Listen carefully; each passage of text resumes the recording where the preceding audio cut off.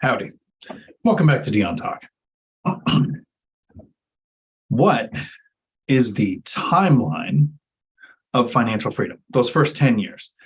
I talk often about reaching financial freedom, making work completely optional, that the average person can do it in less than 10 years, even if you're not starting from the best position.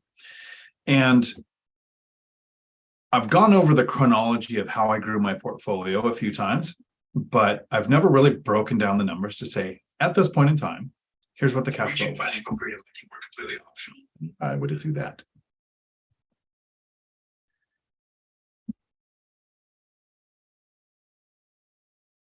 Like in my BiggerPockets episode, I kind of went over, here's about the point where the income snowball kicked in. Here's about the point where I could save my W-2 income.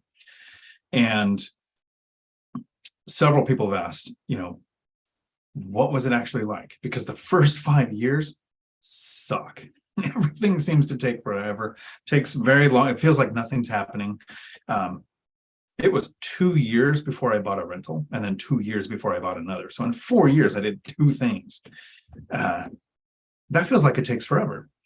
So the purpose of this video is I want to do a memory recall, which I don't have a great memory, of what was the cash flow. And then on another day, I will make a video where I literally go and I look up W-2s, pay stubs, bank statements, tax forms, and actually see what was the actual cash flow on these compared to what I remember, which is going to be what you get today. And I have taken some notes to make sure that I talk about my W-2, side hustle, rent, and savings rate for each year, but I haven't gone and looked up the actual, this is what my W-2 pay stub said, or this is what my tax return said. And on tax return, I'll have to take out depreciation, because even when you make a profit, you don't make a profit when it comes to paying taxes, which is one of the beautiful things about real estate. So the Cliff Notes version of the starting, before year one, that very first year when I decided, okay, real estate's the thing for me. I was 40. I had made it to 40 without ever having $1,000 in the bank. So I was really starting from pretty much zero. Had gone through a divorce, was a single parent with 3 kids. I found out about a little over $300,000 in bad debt in my name that I didn't know existed until the divorce. Negotiated with lenders, which I didn't know was possible, because they were concerned I was going to file bankruptcy. And at that time, I wasn't sure if I was going to go back into law enforcement, and bankruptcy is a deal breaker.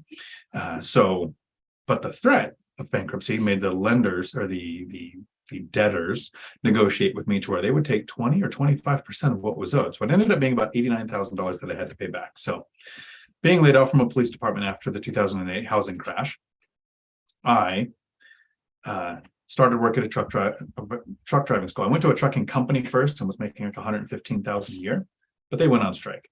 So then I found myself working at a CDL school, commercial driver school in Washington, making $17 an hour. It's a big difference from $115,000 a year. So a lot of bad debt, $17 an hour, 3 kids, not in a good position. Bad debt to income ratio, a couple of other things going on there. So here's what the first year looks like.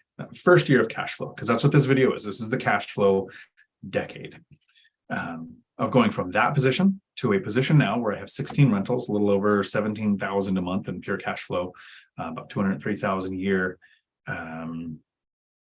Retired, no longer work at W-2, have no bad debt, no balance on a credit card, no car loans, nothing like that. I have $1.8 million in good debt, which was a lot more, but we'll start with 1.8. That's good. That's where we are now. So a position I would really like to be in, didn't know I could be in, coming from a position that I didn't want to be in and didn't actually even know I was in. So first year, after talking to a lender to fix my debt to income ratio, they said, well, one of the things you could do is if you had rental income on your tax returns, then your debt to income ratio doesn't really matter. So I moved into an apartment and rented out the house. That first year, $17 an hour, I had a side hustle of playing World of Warcraft and selling things online. I made somewhere between $200 and $600 a month on average. So the average we're going to say is $300 a month. So I was making $300 a month on my side hustle, $17 an hour at my job, raising 3 kids. It's a good position. It's good to look back and think, that's not a great position to be in. I think the only thing I was missing was a real big health concern. So I worked a lot of overtime. I would work at least 5 hours of overtime a week, if not 15 or 20. I was hovering between 50 to 60 hours a week at work, and then had the side hustle at home. So with the, I rented out the house, moved into the apartment. The apartment was like $1,500 a month. My income was $17 an hour with a bunch of overtime, which was somewhere around $3,400 a month coming in, like 29 off of the base of 40 hours a week plus overtime. So I was making like 35,000 a year, maybe a little more with as much overtime, plus the side hustle, which is income that gets taxed. But the side hustle was there, so the average would be 300. I was able to save with the side hustle and the overtime and a very frugal life. Now, the very important thing to take away from this is financial freedom for me is not about frugality. I would definitely not be doing it if I had to be frugal now. I was frugal for a few years, but not now. And so with the 300 from the side hustle and the overtime, I was able to save around $700 a month. So plus the side hustle would be $1,000 a month. Now, there was more overtime coming in. I probably could have saved more, but I was putting some of my earned income towards any bad debt that was either an adjustable rate or above 6%. Any of the debt that I didn't create, didn't know about, but when we got divorced, she filed for bankruptcy. So our debt became my debt, and I was going to take care of it without having to file bankruptcy because it's an option. And if you do it, there's nothing wrong with it. But I was thinking maybe I'd work in law enforcement again someday.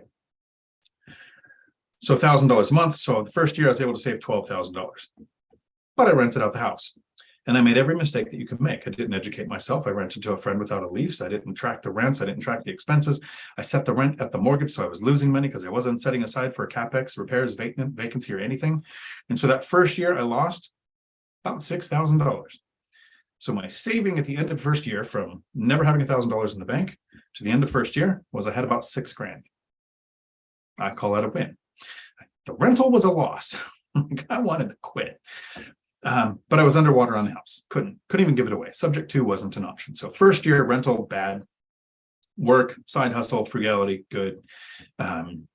Saved about $6,000 after the loss on the rental. And year 2 at the truck driving school, I find out I'm actually pretty decent at teaching people, breaking things down and with mnemonic tricks to make things memorable. And I got a raise up to $19 an hour. So yay, still quite a bit less than driving a truck. I could have went and drove a truck, but I saw an opportunity with the CDL school and I liked the job. So at a $2 an hour raise, I was able to add about another $500 a month with work and overtime into the savings rate. So now instead of $1,000 a month from work and side hustle, it's $1,500 a month. So that allowed me to save $18,000 or so in year 2, plus the $6,000 from year 1. So without really changing much, still working a bunch of overtime, doing my side hustle, moving from a house into an apartment. But now I got a good tenant in the house after that first year. I actually found a tenant, wasn't making a lot. I was cash flowing about $400 a month after actually setting aside $275 a month for future CapEx, repairs, and maintenance. Because I started to educate myself. I found things like Zuber, who was at the time blogging, not even vlogging, he was blogging for BiggerPockets, and the idea of one rental at a time. Educated, I read Rich Dad, Poor Dad, the book that brings most of us into this kind of financial freedom world.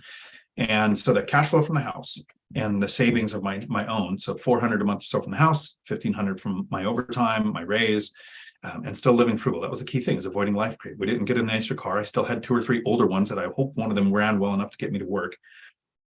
So I was saving around $1,900 a month-ish. Yeah, so $1,900 a month or so. By the end of year 2, I was able to save, and I got W-2 is 19, side hustle still there, $400 from the house, $6,000 that I had saved, plus $22,000, so it's like $1,900 a month times 12 months, so $22,000-ish, maybe a little more, plus the 6. So I had about $28,000 at the end of year 2, making $19 an hour. That's when I had 2 years worth of rental income on my tax returns. And with depreciation, it still looked like I didn't make a profit, but I had rental income. So I was able to buy a duplex. At the end of year 2, I bought a duplex, around $300,000. So all my first 3 duplexes were around $300,000. One was like $290,000, one was like $310,000. So it's kind of the average, around $300,000. First one, I put 5% down. So that's $15,000 plus about $5,000 in closing costs. Took $20,000 away from a guy who had never had $1,000 in the bank. I just put $20,000 into something, which left me with $8,000 or $9,000 in savings. So end of year 2, I got about $8,000, and I'm house hacking a duplex, which reduced my living expenses from the apartment of about $1,500 a month down to $300 a month, adding $1,200 a month to my saving rate. So now instead of saving $1,000 with the house cash flowing $400, I'm now saving $2,200 because I added $1,200 to the savings rate. That like almost doubles the saving rate. So by the end of year 2, I think I wrote down here, I don't think I did, 3,100, 3,000 or so a month.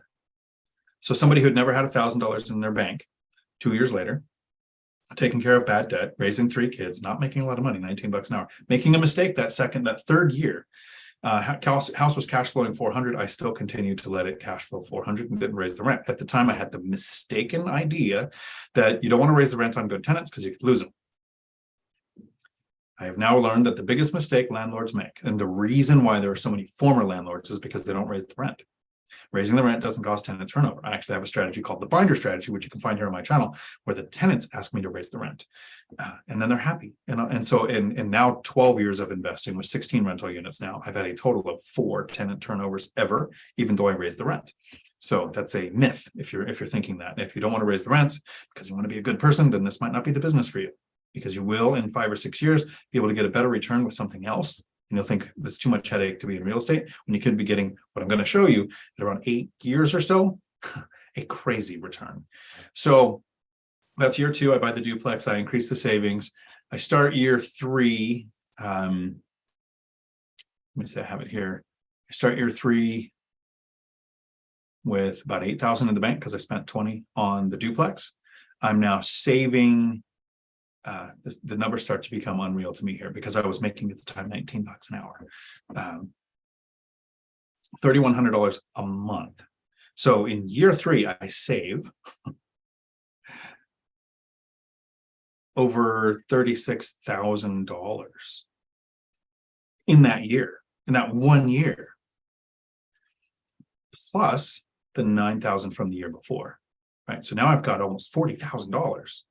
Maybe even a little bit more in year 3. I don't do anything. I don't increase my spending. I don't increase the rent. I don't increase my side hustle. I didn't get a pay raise. I'd still right around 19. So year 4, I save almost again, because now the 4th year is the first year I used the binder strategy, and now my single family house cash flowing like $800 a month. My side hustle was still the same, about 300. Pay stayed about the same. So in year 3, I was able to save again about $40,000. So at the end of year 4, I have $80,000. $40,000 from year 3, $40,000 from year 4. I have $80,000. Who has $80,000, right? 4 years before, I had $1,000. I'd be lucky to think I ever had $1,000 in the bank. So now I have 80, and I buy a little bit more than that.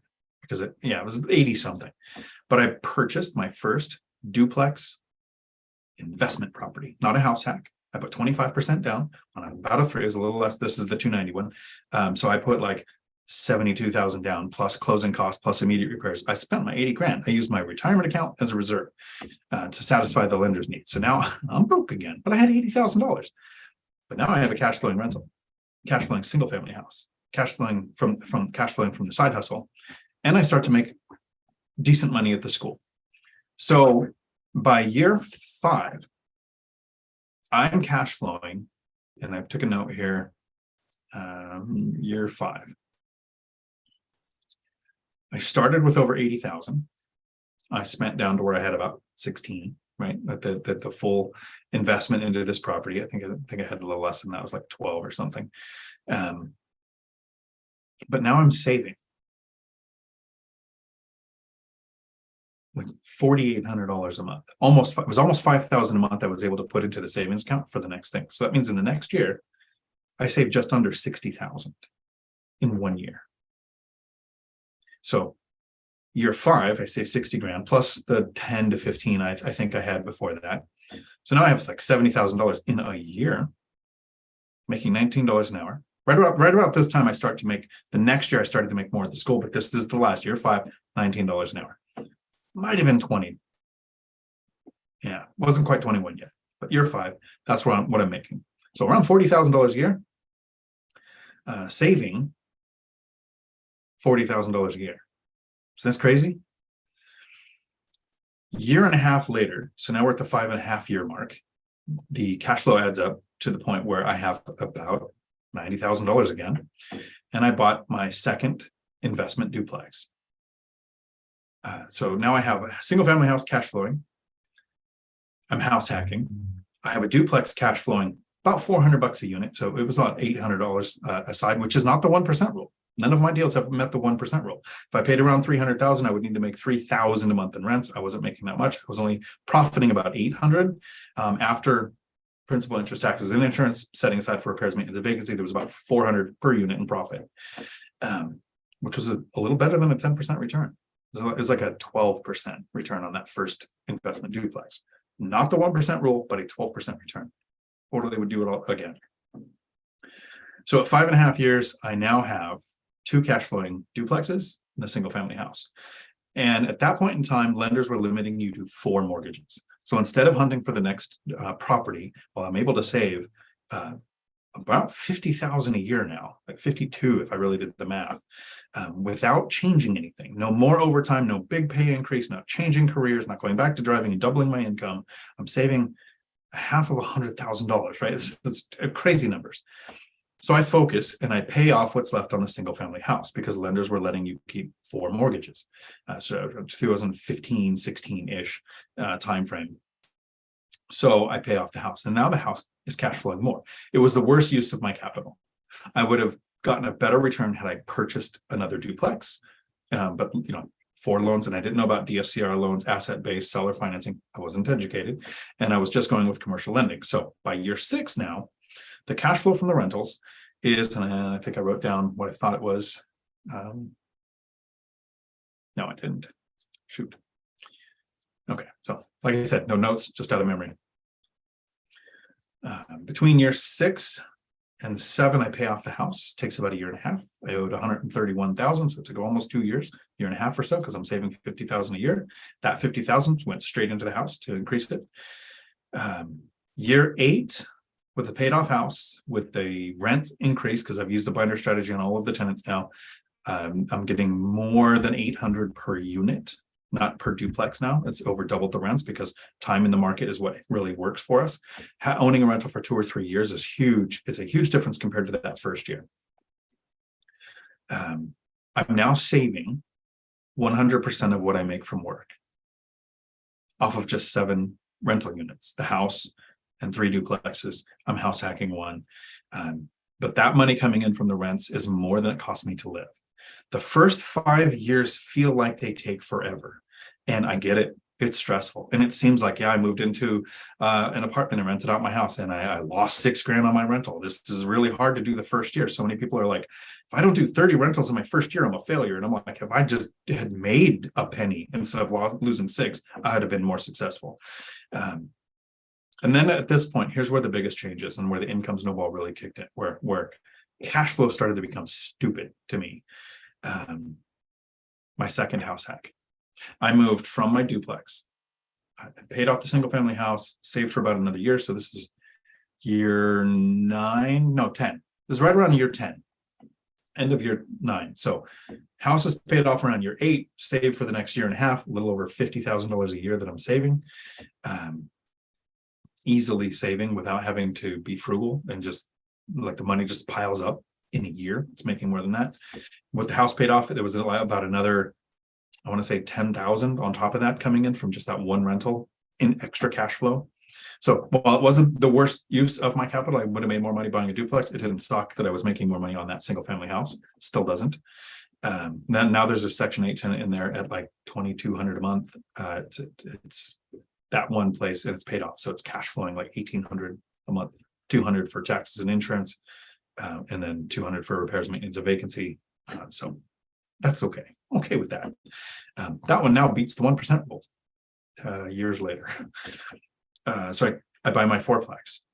I move into the fourplex at the very beginning of 2020, January 6th, close on my duplex or my fourplex. I move in, it's cash flowing $1,700 a month with me living there. And now I get to rent out the unit in the duplex I was living in. So that was $800 at the point in cash flow. Now it's almost $2,000 in 2 years. It's almost $2,000 a month in cash flow on that one duplex.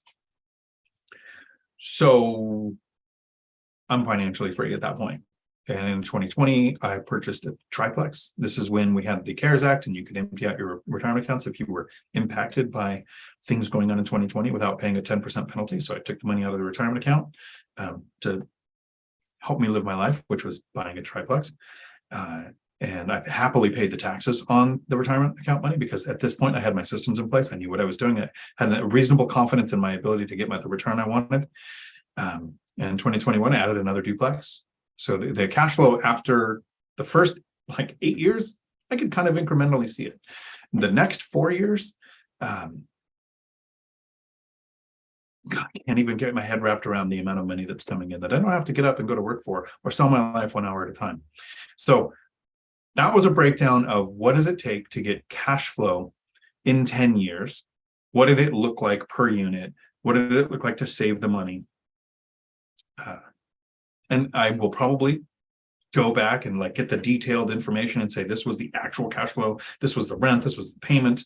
But you get the idea. Your first 5 years are going to feel like they take forever. But does the last couple of years sound like they're worth it? And then one last thing before I close out the video that will be taken out of this live and used as a shorter video, because nobody's going to click on a 3-hour live to watch what my cash flow was. The people hopefully that are here are doing this because they want to answer, they want the questions answered, which is great, which is what I do these live streams for. All of this was done not selling anything to 1031, no BRRRR, no flipping to get capital, not making a lot of money in the beginning. I made pretty good money the last couple of years at the school. I was demoted all the way down to president of the company and started making good money. $19 an hour was good money for what I was doing, but it became more later. No home equity line of credit, no cash out refinance. I didn't do anything with the capital. I left. I want to buy properties with a down payment, move the money from the bank into the property, and then leave it there. My goal was financial freedom, not a huge portfolio. If your goal is a bigger portfolio and you recycle capital instead of cash flow, you'll have a lot more units than me. And at 20 or 30 years, you'll have extremely more cash flow than, that's good grammar. You'll have a lot more cash flow than I do. But those first 10 years, it's going to be a lot less. That's what I didn't want to do. So you have to know what your goals are to figure out if you want to recycle capital or recycle cash flow. Two different strategies. So I'm going to get to the questions. Hopefully everybody is having a great start to their new year. And let's see if we can get your cash flow to where it needs to be. I have my chat going up over here so I won't miss, hopefully, any questions. If I miss a question or seem to have skipped it, please just put it in again. I do my live streams every Tuesday. They basically last as long as the questions do. Next week, I'll be doing this in Las Vegas with the lumberjack landlord. I think he'll still be there, and so we'll probably do this together, maybe. Don't know how long that one will last, but that's when the Tacoma F.I.R.E group usually meets, second Tuesday of the month. And so, unless everybody wants to go to Vegas and hang out, I'm not going to be at this month's meeting because they're all welcome. Troy, howdy. Bedros, howdy. You have a question, which I appreciate. I love this. Looking at a property for $515,000. I'm a veteran and need to move money to my account to make it seasoned. Can I move money from stock account for it to be faster than waiting 2 months? The property is 6 units, so would that be commercial loan even though I intend to live in one of the units? What VA loan is best for this situation? Okay, so there's a couple questions in there, which is really good. The seasoning, you have to check with your lender.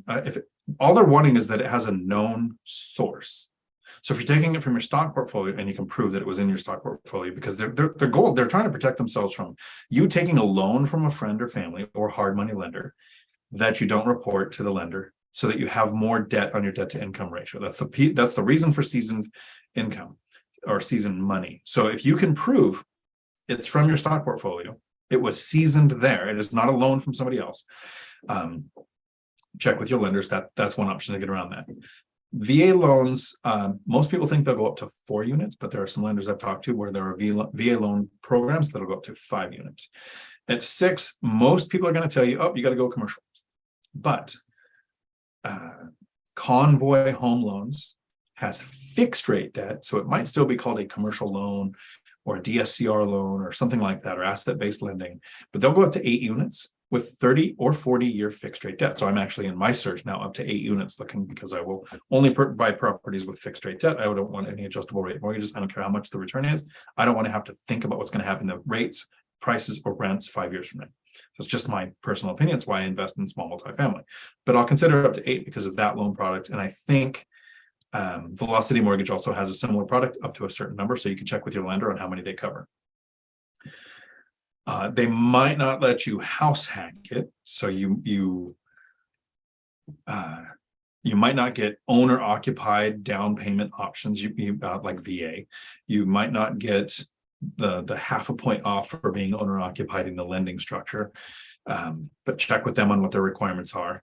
For VA, it's up to 5. That gets you the 0 down, best interest rate, a little more hoops to jump through on getting the loan to go through that some sellers might shy away from. At least that's the perception. So you could show the seasoning. There are different loan options, but if you're looking to use the VA loan specifically, I have a VA loan option. And if you were been here since the beginning, you heard me talk about my cash flow. I've never used a VA loan. I don't want to put 0 down. I didn't even want to put 5% down. It's just how much I had. So if it's how much you have and you're looking to do it, I don't know if the 6 unit might be the way to go. But definitely check with your lenders to see what their options are. And when a lender says, well, you can't house hack it, that owner occupied doesn't mean you can't live there. It means you can't get the benefits of living there. You can't get the low down payment of an owner occupied loan. You can't get the lower interest rate. Yeah. So check with your lender on that one. Let me know how it goes. Lauren, howdy. Hopefully you have it either the night off or a very boring work night. Michelle, howdy from Linwood. Nice. Gavin, I guess it's time to pour myself a strong, tall water. Yes, the water doesn't sponsor our video. They just make it possible. Chester, howdy. All-nighter hider hanging out, and you're here now. We can start. I appreciate it. And then Mark, financial firefighter, aloha from Hawaii. Nice to see you here. Cashflow Johnny Ramirez, howdy. Lauren, here you go. Dion, do you think that if you were starting from 0 right now with the affordability crisis ever in the housing market, that you would have been able to achieve financial independence within 10 years? I think it would be easier now than then. Because now lenders trust the asset class, so they're lending. You have to qualify, you have to have a credit score and everything. But when I went to buy in 2010, 2011, lenders didn't want to lend on real estate. Everybody was afraid prices can go down. People had been purchasing properties where they dipped because people had adjustable rate mortgages, financed 104%, and then we had unemployment to 10%. So like all of these things came together, bad lending, people borrowing more than they should. And so it was really hard to get lending then versus now. And Lauren, there's never been a year where it felt like a good time to buy. Imagine if it did. Imagine what the competition would just come out of the woodwork and just kill the idea that it was a good time to buy. It's always felt like that if you just waited or if you missed your time. Right now, I think is actually one of the easier times. We have days on market starting to pile up, and it's going to be easier now to identify a motivated seller than it has been for the last 3 years. Like in the last 3 years, you had to have an offer in within 30 minutes to an hour to even have a shot of being on the seller's radar before they got inundated with offers and they just kind of hit a cutoff point and picked the best one. Now you have days on market. Yeah, because I have some time to sit back and think. Look up the property, do a Google Earth, look at the street view. So I think it would be easier now, but it's not going to feel easier now. I think in 2011, everybody was saying, man, I wish I had bought in 2007. Lenders were just lending for no reason. You didn't even have to prove your income. You just go in and say, I want to borrow this much money. I make this much money, and they give you a loan. In 2011, the bottom of the housing market, buyers disappeared. Dawn May, howdy, haven't seen you in a while, hope you're doing well. And then Kip, howdy, I see you did a super chat here. What is your opinion on BiggerPockets? They have got some great information. And the problem that I have, so that's what I'm guessing the question is what I have a problem. They have so much information that it's kind of your job to filter through to what fits you. Right? I don't flip. I don't plan on doing a BRRRR.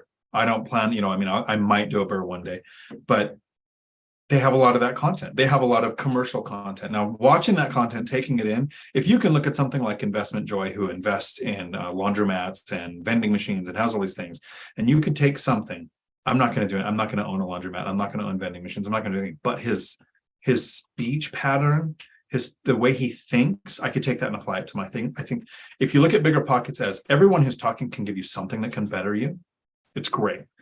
If you go in there thinking, okay, I'm going to be a flipper, and you watch a whole bunch of syndication videos, is that benefiting you if you're strictly looking for your strategy? But if you go into it with the open mind of just a ton of information from very successful people and just interacting with this kind of content is going to make me better at what I'm doing, even though what I'm doing isn't what they're doing, I think it's huge. Scott Trench's book Set for Life is great. I recommend it to everybody that's in the millennial age or younger. Really easy to go, and especially as Audible, he self-narrated it, so it came out really well. Him and Mindy Jensen did a follow-up book. I have Brandon Turner's book on property management here. So I interact heavily with the BiggerPockets community. One thing I thought was really cool was, so I was on episode 448, if you go and you check them out. And I don't work for them. I've been a teaching assistant in their boot camps, right? So I have kind of technically subcontracted for them, but I don't work for them. So if I had something negative to say, I would say it right now. And I'm trying to think if I have, because I don't want to think of it later and say, oh, I would have said this. What is the negative? When I went on, just before I went on, they had Hakeem Velez. They had Matthew McConaughey. They had like all these people that everyone seems to know on their show. And I was like, okay, what can I present? What can I bring? Right. And then it dawned on me, it's like, if I want to invest, am I going to listen? I mean, I'm going to learn from, but am I going to duplicate and what an NFL player, I think that's the sport ball that he plays, is going to do, or what an actor who can charge $20 million an episode or whatever he gets paid.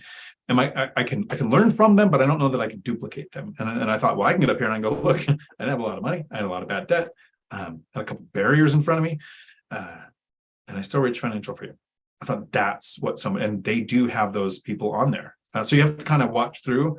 They've got big names because big names get views, but then they have the washer truck guy. Like, he's going to sell this truck. He can't sell his truck. It's a big, huge thing, but he can wash it. Now that it's clean, might as well take some pictures. If you're going to have the pictures, you might as well post them to sell. I mean, like, the steps that you learn from just no insult to him, but he's like me, he's an average guy. Yeah, if you can filter through to that kind of stuff, I think great community. Thank you for the super chat. I appreciate that. And that was a cool question. And I actually tried to think hard. Is there something negative about, it's kind of like the Choose FI group. Like, I interact with a lot of the groups for Choose FI, and they're heavily into stocks. They're heavily into frugality. They are, they advocate for delaying Social Security, like all these things that I just don't do, right? That doesn't mean I don't like the group. It means that I go in there and I have to filter through to the things that I like. There's a Facebook group, Choose FI House Hacking, Choose FI Real Estate. So that way kind of I get away from the stocks thing, which it's not that stocks are good or bad. It's that stocks aren't my thing. Chester, going into listen only mode for dinner. I do the same thing. Howdy, Cody. Cody, did you have any ups and downs on the journey years like 2 to 5, or was it pretty linear building up the next down payment? The first year was a down. Like, I was working a ton of overtime. I had a side hustle, which I kind of used child labor for because my kids played World of Warcraft. And in order to play it, they had to produce in it. So they would get resources that I would then sell. So I was like, literally, it's our agreement we had. If you want to play, I would provide the computer, pay for the game, but you're also going to do part of this to understand how money works. You're going to earn your right to play, right? And I would benefit from that. I'll talk about an overshare. But I lost at least $6,000 in that first year with that rental. And not just the 3 or 4 months of no rent that came in when the person moved out, but the 3 or 4 thousand at least in repairs after they moved out. So that was definitely down. So it was so much of a down I wanted to quit. And I talk about this, being lucky. And normally it's luck is preparation meets opportunity, but this time it was luck where I couldn't give it away. If I could have given it away, I'd probably never have bought a rental and I'd still be working. I guarantee I'd still be working, but I don't know if I'd ever buy a rental or not. Since I couldn't, and I had such a bad year, I was like, well, I better educate myself. I better retreat from the relative safety of a rectal helmet and figure this out, right? Because I was going to replace my income without any kind of education or self-education or anything. That was my mistake. Then it became pretty linear up until the 6-year mark where I tried to remember what the cash flow was like. And it's kind of easy those first couple of years because it's like, oh, this one the house was making like $400 that second year. And this is what my house hack was in that third year of saving $1,200. I can do that. But around year 6, it's like I would open the bank account and there'd be more money in there. And I'd have to try to figure out why, because it's way more. Like right now, there's $500,000. I got to figure out what to do with it. That's not a problem that I would have ever expected to have. And the cool thing is I'm trying to get all of you to the same problem. Ninja Vanish, howdy.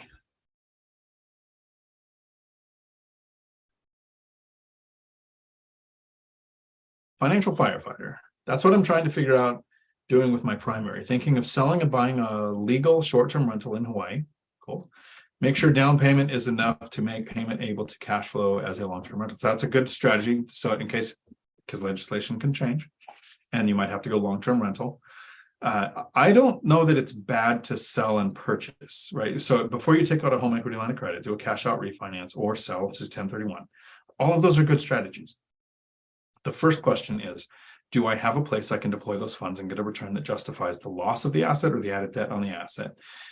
And gets me the return that works as a long-term rental and then benefits from short-term rental. So that's the first question is, do I know I can find that deal? And I mean, not just think, I mean, there's those deals out there and you would probably get your offer accepted at the numbers you need to. And then after that comes the questions of which strategy is best. Home equity line of credit, can you pay it off quickly? Cash out refinance, can you take out a second mortgage so you don't mess up the low interest rate on the first one, especially if you refinanced or purchased in the last couple of years? Third, sell to 1031. Are you okay with the cost of selling in that equation? Everybody always talks about, I'm going to avoid the capital gains when I take the profit from this property and put it over there, but you're also going to pay about 8% in agent fees and closing costs. Unless the seller or the buyer is really good at negotiating and gets it up to 10% because you make concessions or buy down their rate, right? With that cost, is it still worth the move of the money? And then some of us are super petty and we kept our house in the divorce, so we just don't sell it because of that. Another overshare. Peter, howdy. Bedros, Happy New Year to everyone. I hope it is a year full of awesome. And then financial firefighter, because I manage my short-term rental, I can use bonus depreciation on your W-2. Nice. And that is scheduled to slowly be going away. And okay, howdy. Thank you for hanging out. And then Mark and Laura took back a message to make me lose sleep forever and wonder forever what the message was. Matthew, Happy New Year. How would you suggest an unmarried couple to buy an investment property? That is a great question. How would an unmarried couple, so you're a partnership, purchase an investment property? So just like any partnership, I would get everything in writing right now while you're all getting along. Because if something changes in the future, that is not the time to try to negotiate, either one of you. And do it fair. I would have a third party uninterested, probably an attorney, look at all of the documents and make sure that it is fair to both parties, all parties, just like any partnership. I'm more likely to purchase a property that way than I would be to get married and purchase and feel like it was more secure. Have the documents written like it's a partnership, because then you separate the partnership based on what's in those documents, not based on what some judge decides that happens with your life 5 years from now. And there's several times where that might be the case. One of you might have the down payment, one of you might have the credit score, and one of you might have the work history, one of you might have rental income under tax returns, the experience. You bring all kinds of things to the table as a couple. But ask yourself first, is this a sound decision? Is the person you're investing with seeing it the same way that you are? And if not, how are they seeing it? Does it still work for you that way? A lot of elements to look at there. Bedros. Get married to take advantage of the tax benefits, of which there are none. Also because you love each other. I will refrain from all of the comments that come to mind. Other than one, I'll make one. In my entire life, I've never met a happy couple. Not one, ever. So if you're one of those couples and you've met me and you think everybody thinks you're happy, we know. Lauren, the only way I would ever get married again would be for the tax advantages. Love would have nothing to do with it. Okay, good way to look at it. And my chat moved.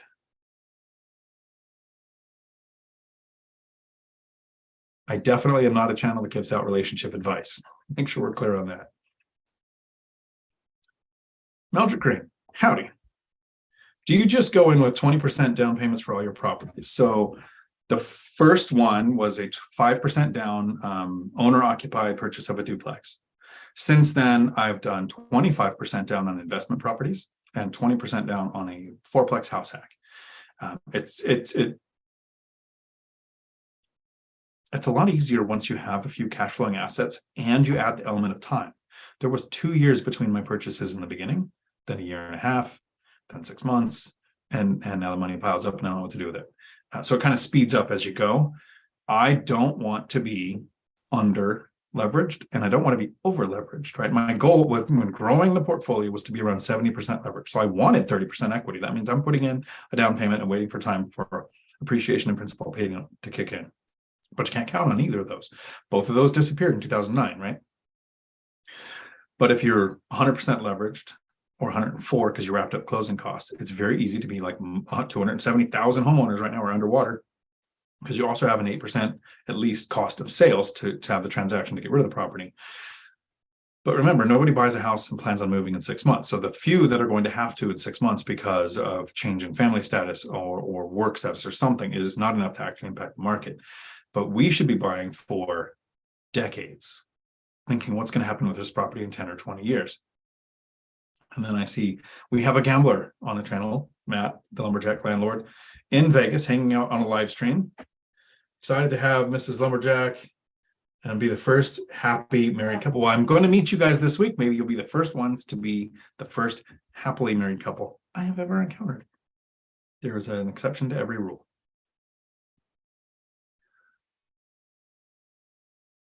And so there's your first hint. If you want a happy relationship, reach financial freedom. Remove all the money arguments, and it's probably easier to do that. My chat.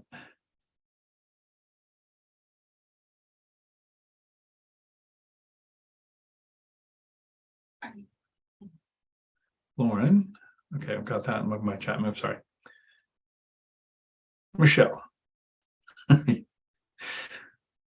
I guess you were basically clearing your income. Oh, yeah, saving based on your deductions, rental, 3 kids, etc. So a lot of people, Michelle, talk about their savings rate. And if you go into the Choose FI community, or you go into the Dave Ramsey community, or you go into any of those places that actually help people, there are people who really benefit from getting out of bad debt. So that's great. And there are people who benefit from learning how to be a little more frugal. That would be great. Most of them talk about a 10% or 15% savings rate. They talk about your retirement accounts, your saving, your investing, you're saving 10 or 15. My goal from day one, the first second I thought, okay, I'm going to invest, my goal was a 100% saving rate. If you don't have a 100% saving rate, if you can't save 100%, you have to work. Once you can save 100% of your W-2 and your assets are paying for your life, that's financial independence. You don't need the job. For me, financial freedom came when I hit the 4X rule. When 4 times my living expenses was coming in from a source that I don't have to sell my life for 1 hour at a time, I actually started feel kind of stupid going into work. A job I loved, I felt kind of stupid going in. Man, being compensated to be here, and I don't need to be. Time freedom won out eventually. Derek, howdy. Gotta keep in mind she's a great helper with tenant turnover and guessing in the background. No, that's awesome. But I'm not saying there aren't happy couples. I'm saying I haven't encountered them. And it isn't people or couples.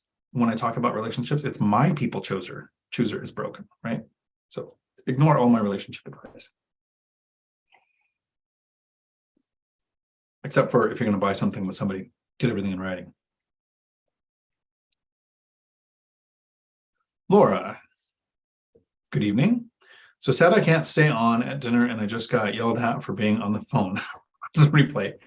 These dang teenagers, Laura. Bedros, enjoy your dinner. Yes, exactly. Howdy, Tiffany. Howdy, Tim. Is the HUD fair market rent a good gauge to use for non-Section 8 rents in a particular zip code? Not really. It is one of the aspects of the equation, right? You can check out HUD, and there's I can put a link. I'll pin a comment after the video where there's a website that Lumberjack Landlord shared with everybody where you can go and see what the HUD is doing this year, next year, based on county and state for everywhere. But they rent based on bedroom count, and in some areas, a garage, a carport, a pool, a den, a family room, a game room, all those things can impact the value of a house that the housing authority is just not going to recognize. And in some areas, it's significantly more than what you can get for rents. It just depends on the area. Is there a base nearby where BAH impacts rents? And usually HUD is based on county. They don't break it down by zip code, and there are some counties where there are huge differences in that and what will or won't be paid.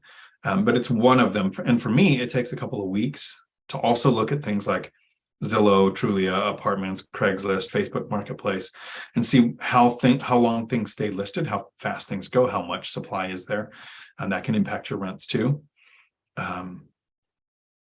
Rentometer was fairly accurate, and I think it's going to be accurate in about a year. For several years, you can just go to rentometer.com, and rents were going up so slow that the historical data of the last 3, 6, 9, or 12 months would tell you this is kind of what's going on with rents here. And then in 2020, 2021, rents doubled. They didn't just go up a little. I mean, they've pretty much doubled. My tenants asked for 20 to 28% rent increases. That's significant when they're asking for that. And the HUD didn't, and Rentometer hasn't. Historical data didn't show it. I always feel like rents are going to stay the same or go down, even though they've never gone down market-wide, right? But flat, yes, that can totally happen. So if you invest like they're going to be flat or go down, so you're buffering for them to go down, you're putting in that buffer, then you're in a much safer, much more confident position to do something like walk away from a really good job, just as everybody knows we're heading into a recession. Who would walk away from her job and go into a recession and then have Business Insider actually write an article about somebody that stupid? Michelle, let's go to Vegas. Everybody come to Vegas. We'll do the Tacoma FI in Vegas. There you go. Bedros. Thank you. Nice. Thank you. Peter. I remember you mentioning you knew someone who had rentals in California, my brother. Would one of those locations happen to be Ridgecrest? No, Rosamond in Kern County, edge of LA. So I don't personally know the market. My brother does. I don't know about Ridgecrest. So sorry, not close enough. Dividend Dave, you are here. We can start now. I appreciate that. Although we might have to have you sing to everybody. Jimena, hola mija. ¿Cómo está? Corby, howdy. Tom, howdy. All-nighter hider. Let's go, Dave. Tom, howdy. Great comment on BiggerPockets. John Williams, howdy. Wow, what a savings rate. Thanks for sharing. I feel like I won't duplicate that as I sock away $800 a month on 2 rentals, long way from 40. Well, it was more than 2 rentals. It was units, overtime, side hustle. I didn't even leave out in the last couple of years. I developed the side hustle of being an expert witness, where you pick the field that you've worked in. So I've worked in law enforcement, transportation. I haven't done anything in the military yet as far as witness stuff goes, but get on a list with a couple of law firms and provide testimony in the field that you know. So they need to know what an average person in that field would say as a reasonable and necessary answer to a situation. And you can make $1,000 to $2,000 as a retainer, and sometimes it's 30 minutes worth of work. Sometimes it's 6 hours worth of work. One of them might go to trial, and then it's $150 an hour the whole time you're in trial. So, not something I'm continuing to pursue to grow, but it was definitely a contributor to the cash flow increasing the last couple of years. But $800 a month with 2 rentals. That sounds kind of very close to mine. It was $400 a month on 1 rental that second year. JS, howdy. I see a lot of members here talking. So this Friday, I'm going to be in Vegas, and my goal is to do, I'm not sure what time is going to work best, but I'm going to do a members only live stream on Friday, where we do the thing where we do the Zoom. You can jump in, and we're actually going to look at individuals' situations as a group and say, here's what we think we should do. That should be this Friday. So thanks for being a member. I appreciate it. JS, do you see increase in rent month over month slowing down? Could be flat. Always plan on it flat. Yeah, what the amount of increase we've had, I would hope it goes flat or a lot less. It seems like the past few years rents have shot up, but it shouldn't be expected going forward. Exactly, and that's the problem. A lot of syndicators are looking at right now. In the end of 2021, they were looking at rents and prices going up and saying, "Well, we're going to project the next 3 years of these increases continuing." That's not safe. Rocky, howdy. Thanks for what you're doing. Watching from Victoria, BC. Nice. I've been up there a couple of times. I call it up there because I'm down here. That's how you know if somebody's moved to Washington and that they've been here for a while. They stopped calling it up here. The Washington was up here when you're from almost anywhere else. All-nighter hider, every time you hit the like button and Angel gets its wings, which is totally true. Dividend Dave, BiggerPockets was my gateway into real estate investing. They help you find your people. I agree. Dividend Dave, hit the like button. Should I hit it again? You can hit the dislike twice. Let me know you really didn't like it. Jackie Boy, howdy. BiggerPockets was my gateway to Dion. Thanks. Awesome. Matt, howdy. I bought my first rental last year. Had to replace both water heaters and fix a couple leaking valves. So no real profit, owned 6 months, but the house has appreciated $40,000. So it's appreciated $40,000 and you have no profit. Remember that an accountant is going to call appreciation and principal debt paid out part of your profit, even though I don't. Cash flow is profit, right? The first couple of years when you buy a rental, it's going to feel like that. You have these expenses, the water heaters, that you feel like they ate the cash flow, so you didn't make any profit. But here's what really happened. Take the cost of those water heaters and any of the repairs you've made since you've owned it in the first 6 months, add that to your cost to acquire and see what the return looks like. Because those are immediate repairs. They happen quickly, right? Once you own a property for a while, repairs do not impact cash flow. I did a live stream probably 6 months ago now called the Cash Flow Conundrum, where expenses do not impact cash flow because a percentage, and for some it's 10 or whatever, 15. For me, it's 10% for CapEx and maintenance and 5% for vacancy. So 15% of gross rents go into an account from the tenants, not from me. The tenants are putting this, they pay the rent, 15% goes into this account. That account pays for repairs. First 6 months, it's going to feel like it's coming out of your pocket because you haven't really grown that account yet, right? So it feels like an expense. Add that to your cost to acquire, Matt, and let me know what you think the return now looks like. It might have gone down half a point or so because of the expense of that. But your cash flow is still there. You're still building that. And in 2 years, once that account is built up to 10,000, 20,000, whatever you choose to be the cap, everything above that will be invested into the next deal, not added to your personal cash flow for living expenses, but into the investment fund. So that next investment will happen sooner. Now you're going to look forward to owning a rental and having the water heater go out. I mean, you don't want it to break and mess up the floor, but you want it to kind of fail. So you put it in there. You have 2 brand new water heaters. Was it 8 to 12 years before you have to think about those water heaters again? A protected asset that cash flow from rents paid for. That's a beautiful situation to be in. some mental shift that happened for me around the 5-year mark. I was like, oh man, I keep paying for things that break. The first year I lost $6,000 because I was paying for things that broke, right? And then I realized, oh, I need to run this like a business. Here's the money that's cash flow, which I recycled. Here's the money for repairs, maintenance, and vacancy, actually setting aside $275 a month from that first house when it was cash flowing in that second year into an account to pay for repairs. So in the future, when I had a $6,000 expense, I didn't feel like, okay, I lost money. It's the tenants paid me a bunch of money over years. That money is protecting my asset. I put 2 roofs on in the last 4 years, and I'm super happy. Those are roofs that I might have to think about once again in my lifetime, right? So flip that mental switch. All-nighter hider. Only hit the like button in odd numbers, please. And then my chat moved here. Where we go?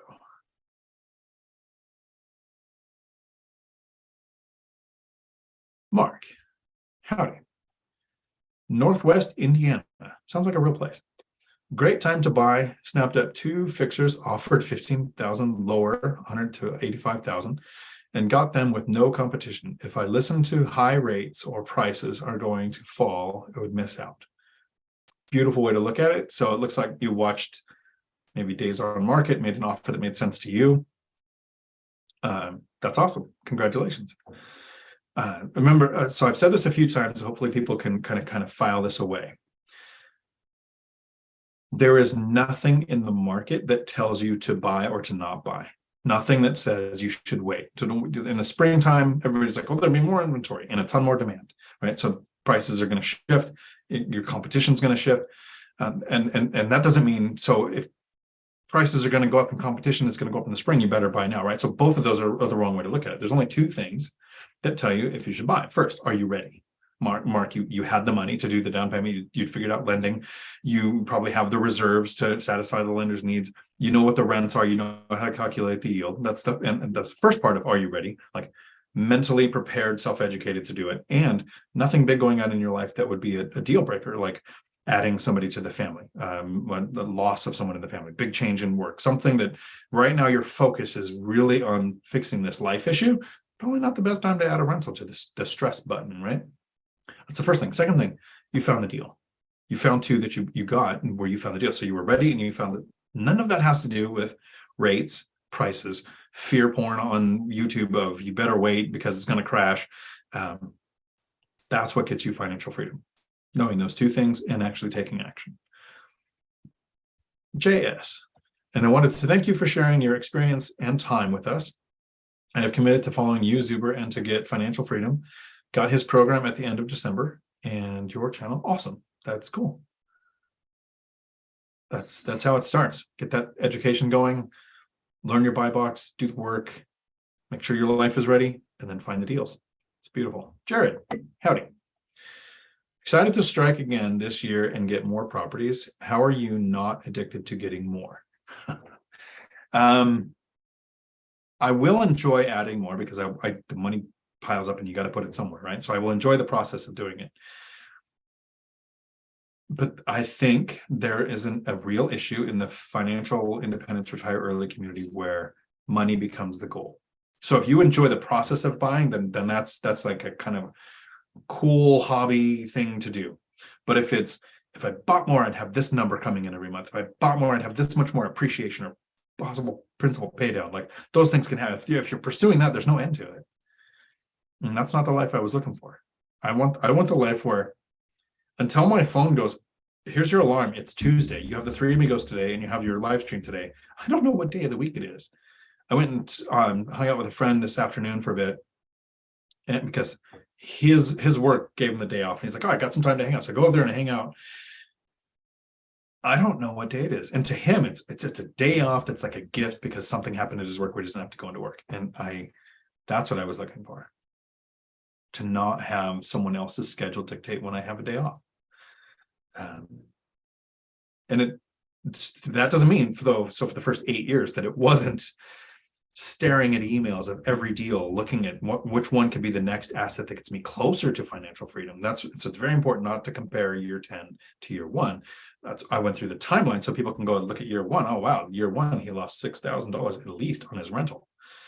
Maybe I'm not doing so bad, right? That's the point. Year 1 kind of sucks. Year 2 is slow. Year 3 slow. Year 4 starts to get fuzzy and the numbers start getting so big I can't actually explain it really well. That's how. Angelina, howdy. And Mark will cash flow both properties using one rental at a time strats. Awesome. And then Matthew Paris took back a message to also make me lose sleep tonight. Brock, howdy. I love audiobooks, but it's hard to listen to one knowing I could tune in to one of Dion Talks instead and get more enjoyable content. Thank you very much for that. I rotate, right? I want about a third real estate podcasts and audiobooks. I kind of mix it in, right? And then a third finance audiobooks and podcasts. And then a third is what do you call them? Not self-help, self-development books, but like leadership, that kind of stuff, and fantasy books. The books that have nothing to do with learning or retaining anything that helps you financially, to have a balance in there. So I got a blend. 500 and something audiobooks on my thing, and I still listen to podcasts too. Matthew, message retracted. Now I can go to feeling accomplished. Beautiful. Like button demolished as well. Wombat Striker, howdy. In a BiggerPockets video I watched recently, they talked about having a preference for selling a primary single-family house and buying a rental for that purpose versus moving out and keeping the primary as a rental. So Mindy Jensen does what's called the live-in flip. She lives there for at least 2 years, so she can benefit up to $500,000 in capital gains without paying taxes on it. You can delay taxes with a 1031 if it's a rental, not if it's a primary. I mean, there's like all kinds of different ways to look at that. So whatever their situation was, that's what made more sense to them. Talk about having a preference for selling a primary single family and buying a rental. You avoid the capital gains, so you're not even 1031 delaying your taxes. Some people become a forced landlord where they can't sell. They might be underwater like I was. So they move out and turn it into a rental. My purpose for doing that was now I can get rental income on my tax returns. So each situation might have a different reason for the way that you do it. Tony, howdy. Everybody thought we were happily married, divorced after what I'll call 23 years because I don't count the last 2. Congratulations, Tony. Seriously, congratulations. A lot of people always feel upset or sad for somebody when they go through a divorce, but because they think a good marriage is ending. And no, that means a bad one ended and you have survived and escaped. Alex, howdy. What are your thoughts on recasting the mortgage? I could see times where I would do it. It depends on what the reason for the recast is. Will it improve cash flow? Some people are wanting to avoid recasting. If you have $20,000-$30,000 that you think would be better paying off your mortgage to recast, to change the payment, and you can't find a rental or you don't want more or whatever, I mean, there's a reason where it could make sense. It's not something that I've done. I have refinanced to a better rate, took 6% to 3% and greatly increased the cash flow. Which also reset the 30 years on a mortgage, right? So the cash flow even got better because it was a rate increase and it extended years that were left on it. But recasting, I have considered it, although it seems like a better use of funds would be to buy another rental than to mess with an existing mortgage. That doesn't mean it's not always the best option to buy. There can be times when it makes sense. So I haven't thought about it much. Someday I might, but not today. REI Stoners, howdy. All right, Dion Live, hello landlords and wannabe landlords, soon to be landlords. Wombat Striker, do you have any thoughts on this? I could probably find a better purpose bought rental than my primary, but wouldn't be able to get a sub 3% loan currently, right? So you have it. you could play with the numbers. Don't worry about the percents. What is the cash flow going to look like on the purchase of the next one with the sale of the one you're in? So it all comes down to which mathematically makes the most sense. Takes the least amount of work in my case, because I like to do it the lazy way. Yeah, so kind of a couple ways you can go there. Michelle to Lumberjack. I was happy, and then you spent vacation on YouTube Lives. Nice. Matthew. Thank you. Leonard. Thanks, Derek. Lumberjack landlord. So true. Be aligned, work together, and don't have to worry about money. The best way I've heard it recently was find a spouse that's going in the same direction as you, not just one who looks good going in the other direction.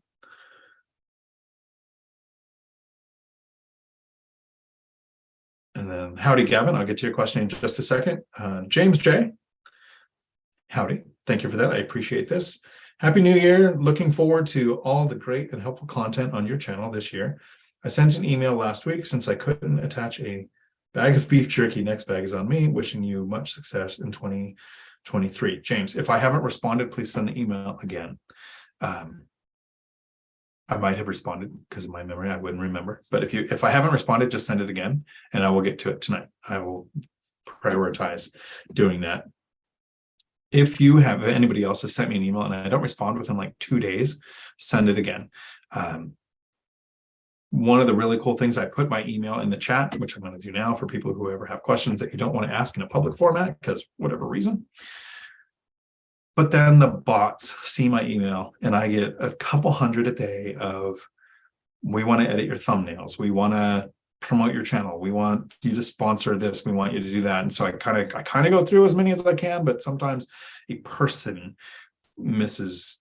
I miss it. And especially if your email came and it said James J, I'd be like, oh, it's a viewer. I mean, go check this out and answer the questions. What is that, your email? Right? Like most people's, I got Nosferatu came a couple of weeks ago and I was like, okay, that's got to be a person because that's not going to be a spammer.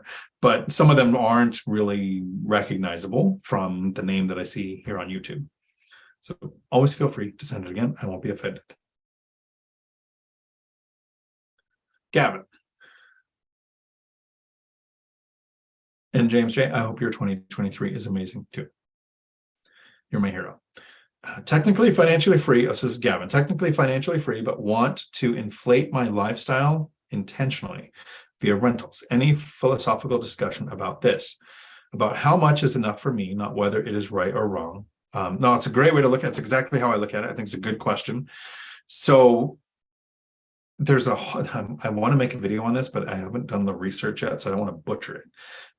But the mental shift of going from an investor to a spender, right? You're technically kind of still an investor. If your cash flow is enough to where hit the 4X rule, it's partially it can handle a downturn, or it can handle rent softening, or it can handle all these things that could happen. But the money is still piling up with that version, with the 4X rule, so where you have money to continue to invest. So you're still kind of an investor. But going and buying something and just saying, okay, so I'm gonna take a trip. I want to go to Vegas. These are the shows I'm going to watch. This is the place I'm going to stay at. And I'm going to spend the money. Money's still coming in from assets, right? Still compensated that way. I'm not doing it. It's a hard mental shift to go, up until 2018, I've never really taken a vacation. And then starting then, I started taking 1 month vacations going, I have to figure out how to enjoy life. I didn't make all this money to just make more money. I made this life to have freedom. And so a month was enough in 18 and 19 and 21. And then in 22, 1 month turned into all the months. And I think it's enough. I think all of the months is enough. So how much is enough? I have a video I did not too long ago on my channel. You can look up the 4X rule. So it kind of goes over finding your freedom number, looking at your last 6 months, bank statements, credit cards, bills, receipts, everything that you can look on. What did you actually spend money on? That's a freedom number. So it doesn't have anything to do with like the amount of taxes you paid on your income, or the amount of money you put into a retirement account, or any of those kind of things that people associate with their income. Just what did you actually spend? And then times that by 4. If your money coming in from assets is 4 times your freedom number, How much more than that do you need? Do you think you're all of a sudden going to start spending a ton more in retirement? I mean, it's possible. I'm trying to do everything I can, and I can barely double my freedom number on expenses. But I'll get there. I'll get better at it. Once you figure out your freedom number, maybe 4x it, if your cash flow is there, really sit down and think. Doesn't it seem kind of silly, Matt, to keep going to work when you have more money, 4 times or more money coming in than you can spend in a month, and a comfortable, do everything you want kind of month? That's how I look at it. So that's a good question. And then Dividend Dave. I never won a Dion dice roll. For your next, can you pick my name and roll a one-sided dice? Sure. Best Christmas song of the year. Get my one-sided dice, which they actually do make. You've definitely won that Dividend Day. Best Christmas song of the year. So cheers with water.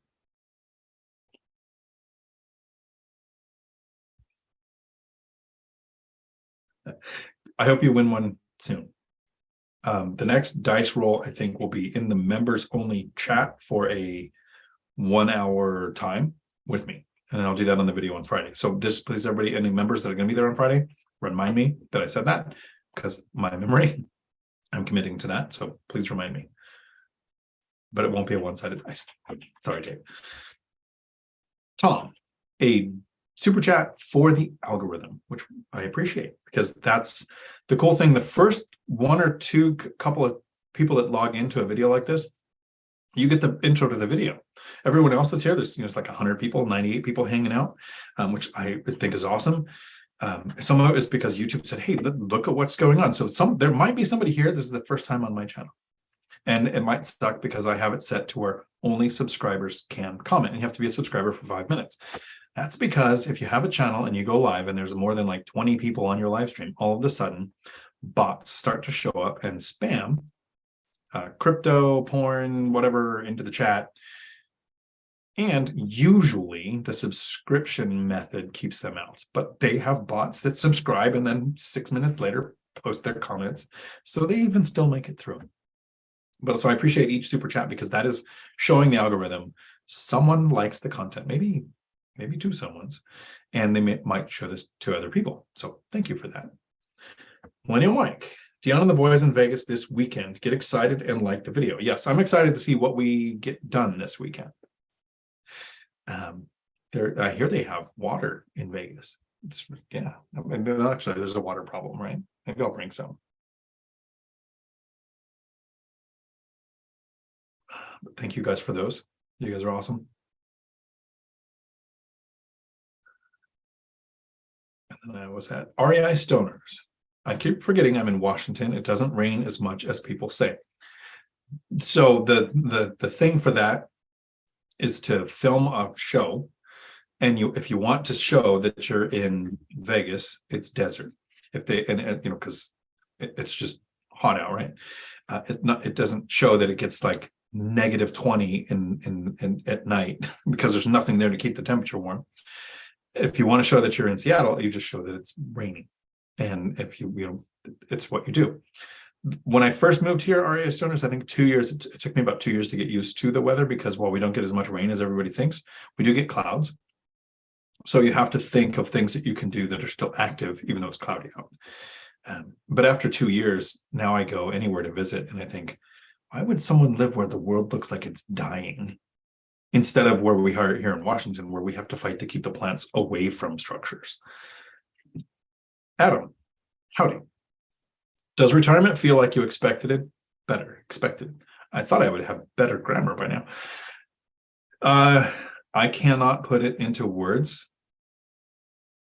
how amazing early retirement is. I don't know that retirement at the right age, the expected age, 65 or 70 would have felt good. It would have felt like my time is over. I now have to step back for the younger people to take over. Like, that's how I think it would have felt. I'll know when I get there, because I'll still be retired then. But retiring at this point, having the ability to have retired in 2018, I'm looking at the last 4 years thinking, I really enjoyed my job. I'm glad I did it. I'm glad cash flow has multiplied, and the income snowball even got worse, if that's the way you look at it.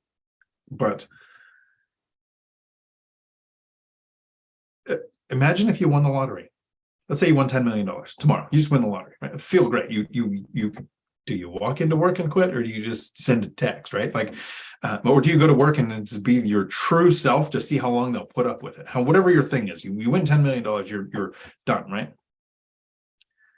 70% of lottery winners file bankruptcy within 5 years, and then people who have a big windfall is the statistic that we hear often. NFL players and that kind of stuff. Was it an accomplishment or was it luck? And is it repeatable? Right. So that's what's missing from a big windfall that you win, like an actual windfall, right? You get all this money because you won something, versus a repeatable strategy that we're actually sharing with people to say, hey, you can do this too. But not just you're watching this guy reached financial freedom and he's sharing with you how to do that, right? I'm the person who reached financial freedom and know that it's repeatable. And I know that the first 4 or 6 years are going to be slow, and then you're financially free again. That feels better than winning the lottery. It's repeatable. There's that sense of accomplishment. And then doing it in a way, kind of like standing on the shoulders of people who've accomplished great things to learn from their mistakes. People who, like lumberjack landlord Zuber, who invested through the 2008 and seeing some mistakes that happen. Lumberjack landlord before 2008, construction was booming, and he rented primarily to we rented primarily to construction workers. They're good, hardworking people, and they have a lot of money coming in, so they can pay their rent until that economy busts. So 9 or 8 or 9 people paying becomes 1 person paying. Now, learning from that, looking and going, wow, if you have about a third coming from Section 8 and a third in the military and a third working or retired, what's going to impact your entire portfolio? If something happens to every one of those sectors and everything, no one's going to worry about who's paying rent or mortgages, right? We saw that in 2020. They were like, oh, nobody can be evicted, and you can file for forbearance. And if you come off of forbearance, the lender might have to offer you a 40-year mortgage. Add the missed payments to the end, so it doesn't have to be paid now with no penalty to you. Can't report it on your credit score. Like all of these protection things in place for the worst case scenario. Confidence is even higher now with this kind of asset class. Fit, howdy, thank you. I appreciate that. Let me make sure I'm not missing a question from any of these. I am terrible about that.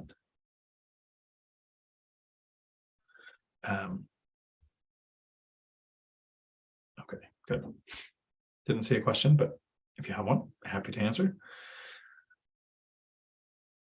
That was a good question, Adam. Thank you. Retirement doesn't feel like I expected. The entire world changed.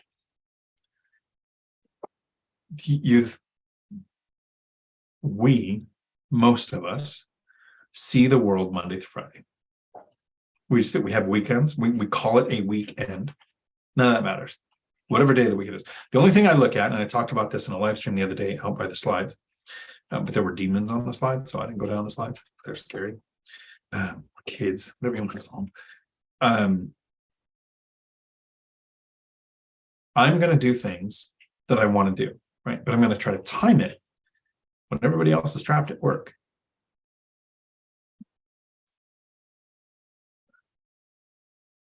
Bedros to Gavin.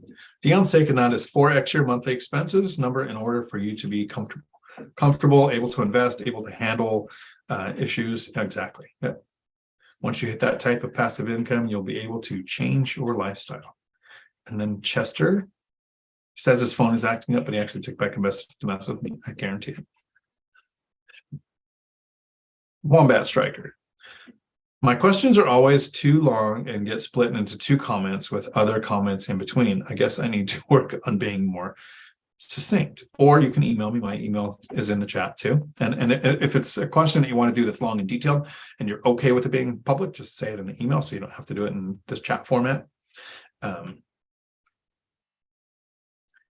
But yes, so something with the super chats, especially when you do that, if you want to do just like a $1, it's totally fine. And you just say, question to follow, then I'll know, because what they do with super chats, like James J says here with a huge $20 super chat, which is much appreciated, has a long statement, right? Because the more money you put into the super chat, the longer it lets you type. You don't have to do that. You put the dollar and just say question to follow, and then I'll know to look for a question with that name. Brock, I know how you did it, but do all lenders like 100% require that you have 2 years of rent? No, I did it because I had a really bad debt to income. Okay, I'm going to read your whole question for anybody in FutureLand who's not looking at the chat. From Brock, I know how you did it, but do all lenders like 100% require that you have 2 years of rental income before they will lend you another property, assuming you already have a primary mortgage? Thank you, Brock, for answering that question, because I think I haven't been clear on that. That's what worked for my situation, because I had a bad debt to income ratio, low salary, had recently changed jobs from law enforcement to CDL training. Like there was a combination of lenders going, no, right? But whenever and I get this from David Green from BiggerPockets, something that does benefit you to watch their show. He said, whenever you hear no, ask, but why? Follow it up, but why? And they said, well, we can't lend to you. Why? Well, your debt to income's bad. Okay, what can I do to fix that? Well, if you had rental income. So it led me down the path of doing that. And then I would have 2 years consistent work at the CDL school. And, it's like it all kind of piled up to be able to do. You can buy a primary and a rental on the same day if your debt to income ratio can handle it. And some lenders will actually look at rental income on a property before you have it on your tax returns. They might expect there to be more than 3 months remaining on leases. They might use existing leases, not what you think your rents can be, but based on area averages. Like there's a long criteria of that. So yes, it's a great question, Brock. And no, they do not. Not all lenders are not made the same. And whatever a lender tells you today is very different from what that lender will tell you 2 weeks from now. Their products change constantly. So anytime you hear a no, ask but why. And thanks for asking, because maybe I had made it seem like that was the way to do it. It's the way that worked for me because I was in that specific situation. So it's a way around a bad debt to income ratio, change in income types, because you can go from being a truck driver at one company to a truck driver at another company. That's the same industry, they don't care. But if you go from being a truck driver to a police officer, it's a career change. They're not confident in that until you've done it for a few years. And I went from law enforcement to CDL work to CDL training. Like it was a bunch of shifts, and they weren't confident where I was going to end up. But 2 years later, with that work history, with the rental income, right, it lined up better. Mason, howdy. I have a 5-year-old and a 2-year-old and a stay-at-home wife. I make about $180,000 per year. How do I get started? We own and don't rent currently. So if you're making 180, if you live in San Francisco in the Bay Area, you are poverty level. If you live in Gary, Indiana, move. That's a joke. That's a joke. So it depends. 180 sounds like a lot to someone like me, who most of my life made less than 50,000. I talked about my cash flow at the beginning of this video. You can go back and watch it if you weren't here for that. But I was making $17 an hour. I think the second or third year I went to $19 an hour, then to 21, and then eventually to 60. Like I started making 60 5 years ago or something like that. But the first 5, I wasn't making a lot of money of investing. So at 40, laid off from police department, starting there, wasn't making a lot of money. So how do you get started? You can probably save a down payment on an investment property. You might not have to house hack, but imagine if you could house hack, especially if you do live in an expensive area. The more expensive the area that you live in, the more impactful the house hacking is. So there's a couple of videos on my channel. I want to make sure I answer your question, because what you make isn't as relevant as what you would think. So there are people who look at that going, if I only made 180, I don't know if I'd ever get started, because they're making 6, right? And then you have other people going 180,000 in 1 year. Like that's possible, right? So there's a whole spectrum of what the income is, and that kind of threw me off for a second. So I have some videos on my channel, and I've done some live presentations on the 6 steps to get started. So I'm going to give you the first 3, because you can be doing those now before you've picked a strategy, picked a market, talked to an agent. So this all happens before you talk to an agent. Step 1, no matter what you're making, is you need to learn how to save. So there's 2 aspects to learning how to save. First, is 180 all you can make? Right? It sounds like a lot to some, but it doesn't sound like a lot to others. It's what you make now. How do you improve that? Is it changing companies? Is it changing careers? Is it overtime? Is it a side hustle? Is it playing World of Warcraft and selling things on eBay, which I don't recommend if you're making 180,000 a year, but if you're making $17 an hour, it basically doubles your disposable income. So are there things that you could do to increase your income? Second, what expenses can you eliminate? A lot of people talk about the latte factor, where if you cut out your Starbucks, you can save $5 a day or $235 a month. And that's probably not the math on that, Matt. But you can save $1,000 a year by not doing Starbucks, and your life can suck that much more. Or if you house hack and you eliminate your largest expense, and house hacking might be, for some, it's like, oh, I'm going to rent out rooms in my house. Do you want to do that with young kids? I had young kids when I started. Nope, I don't want to do that. But can you buy a house with an ADU, a detached ADU? It's like a separate house, separate fence, separate driveway, just like having a neighbor, right? That somebody rents and lowers what you're paying on your mortgage to increase your savings rate. So house hacking is an option. There are options all the way across the spectrum of kind of shared living space to, I live in a fourplex, and I think I got a text from unit 3 this year, and I talked to all 3 of them once in person. That's it, right? I live here next to them.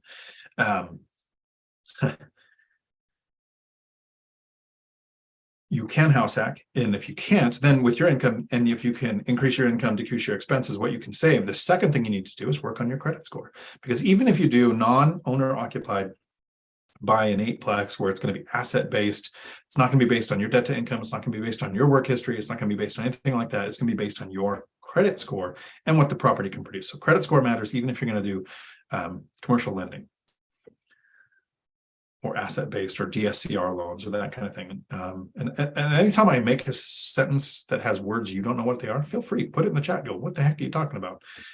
Somebody a while ago, a couple of weeks, seemed a little frustrated because we were talking about class A, B, and C, and D properties, and we didn't explain every time we talked about it what we were talking about, because it's kind of assumed that people know that. And anytime you make an assumption, you make an ass out of you assumption, right? So we don't want to do that. So if I say something you don't know, let me know and I will deeper dive into the explanation.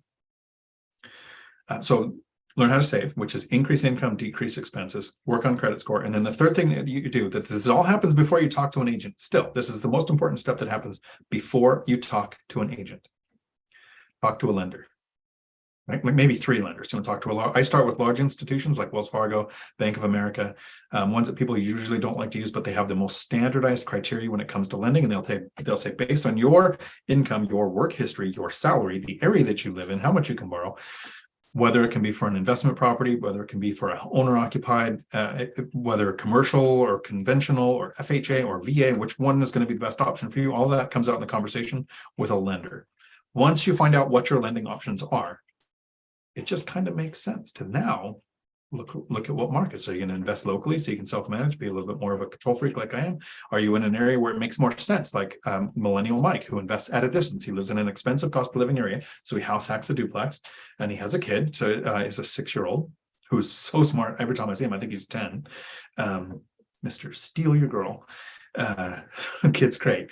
But so he house hacks with a kid, a duplex, with someone on the other side. So no different than having neighbors.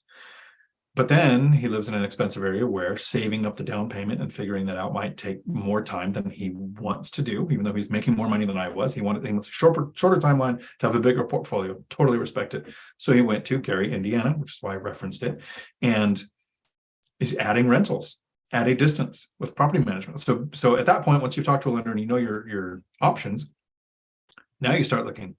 I'm going to educate myself on the strategy that I want to work. You pick a strategy, you see if it works in that market, and you adjust your strategy to the market. You don't try to adjust the market to your strategy. So there you go. That's how you get started. And my chat moved here. Where was I?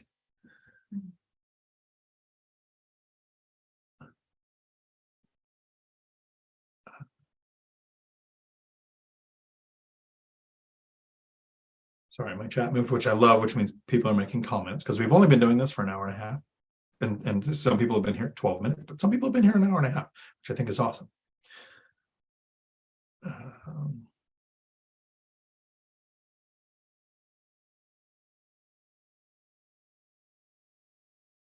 Millennial Mike, cheers.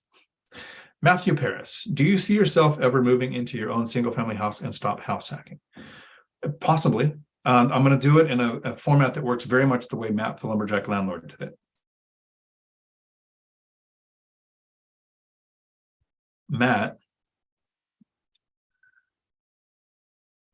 is married.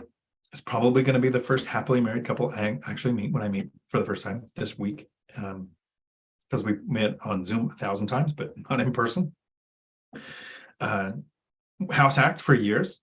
His spouse was on board, all going the same direction, but she wanted a single family house. And I think a caveat he said was, sure, this is how much this unit would rent for. As long as our payment is around that, then we're still kind of technically living for free. So you move into that house and the unit pays for it. I'm going to look at it very similar.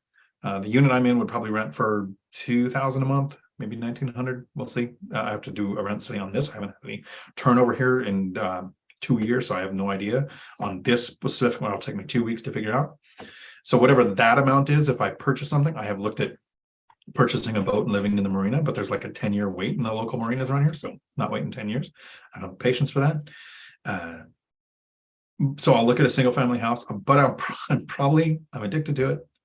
I'm probably going to buy a house with an ADU, so it'll be a single family house, or I'll buy something like my triplex or move into my triplex, which is a duplex and a house. One of them is an ADU. I might move into that house. I don't know. So yes, I'm looking at it, but the unit that I move out of would compensate me the amount of the unit that I'm moving into or the house that I'm moving into. Maybe. The numbers start to get stupid after that, so the income snowball came around 5 or 6 years, and or 5 or 6 years past that. And so it's just kind of stupid money. I might go out and go, I don't know, let me buy a compound somewhere. That's a good question. Thank you. Wandering Doc, howdy. It doesn't rain as much as 9 months out of the year. It's dark and gloomy. I've done plenty of rotations there. Yes, that's exactly it. We just have kind of cloud cover, but the cloud cover is nice because when the cloud cover goes away and you can see the stars, you freeze. And again, thank you. Thank you all for the super chats. Those were awesome. Matthew Paris. It was a difficult mental transition for me moving from a paid off small house and moving into a bigger place. Mortgage is covered by the little paid off house. Of course, so it's kind of the way I'm looking at it. The unit that you move from pays the unit that you're moving into. That's beautiful. Wandering Doc, is marriage a bad deal for men in the West? No, that's ridiculous. I've never met a happy couple. It doesn't mean that it's not. I would ask, what's the benefit to either side, guy or girl? But I don't think it's a raw deal. We do have a court system that in some areas highly favors one gender over the other, but both Millennial Mike and I are two men who walked away with custody of our kids. I kept the house. Like all the horror stories you hear, there's a horror story on the other side. So. Wandering Dog. Specifically, I'm trying to prevent delaying my early retirement for having someone take a big part of what I worked for. But if you work together, here's an overshare. My brother worked together with his spouse. They built rentals together. She worked with him. He ran a tree service. They worked together. They divorced, and the portfolio was kind of separated between them. And equitably, whatever you wanted to say, either one. And my brother looks at it like it set him back. I'm like, yeah, but without that support, would you have gotten there? If you have no support from your partner, now you have my attention and maybe sympathy. But in the case where you did it together, it belongs to both of you. And would you make it as far without their support? Gavin. There you go. Thank you. That's one option. All-nighter hider. If you avoid getting married via the state, then there's no contract to take half. All-nighter hider, I want you to Google meretricious situation. Yep, common law too. Wandering Doc. Okay, so this is a bit off of real estate, but I'm going to give it to you. I want to have children, but I'm thinking of raising them in Latin America or East Asia. I think people suck everywhere, so it doesn't matter where you go, you're going to have the same challenges. I worked really hard to build my real estate portfolio, and I will be early retiring in a few months at age 37. I don't want to put this at risk. So they talked about a prenup, assets owned before the commingling of funds and finances. So yeah, if you didn't build it together, I don't think it hurts to protect yourself. Guy or girl, doesn't matter. I know several women who own rentals. I bet they have the same problem. They want a relationship, but if they do, they put their assets at risk. So figure out how to protect that. And then all-nighter hider, you always throw this out. I appreciate you must have this saved on your phone. I would. I have some longer responses like, do you think you should have an LLC? Like that's copy and paste every time. You know that if you watch my content. Article 1, Section 10 of the U.S. Constitution says differently. No state shall pass any law impairing the obligation of contracts.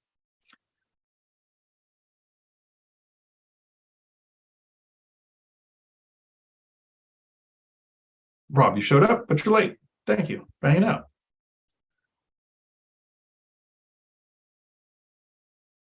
Wandering dog, but how could you listen to two things at once? If you have a question, hang out here. If you don't, you can listen to this in Futureland on double speed. Especially with, I think, there's another channel that I watch that also does a live stream at the same time. So I always watch theirs on replay.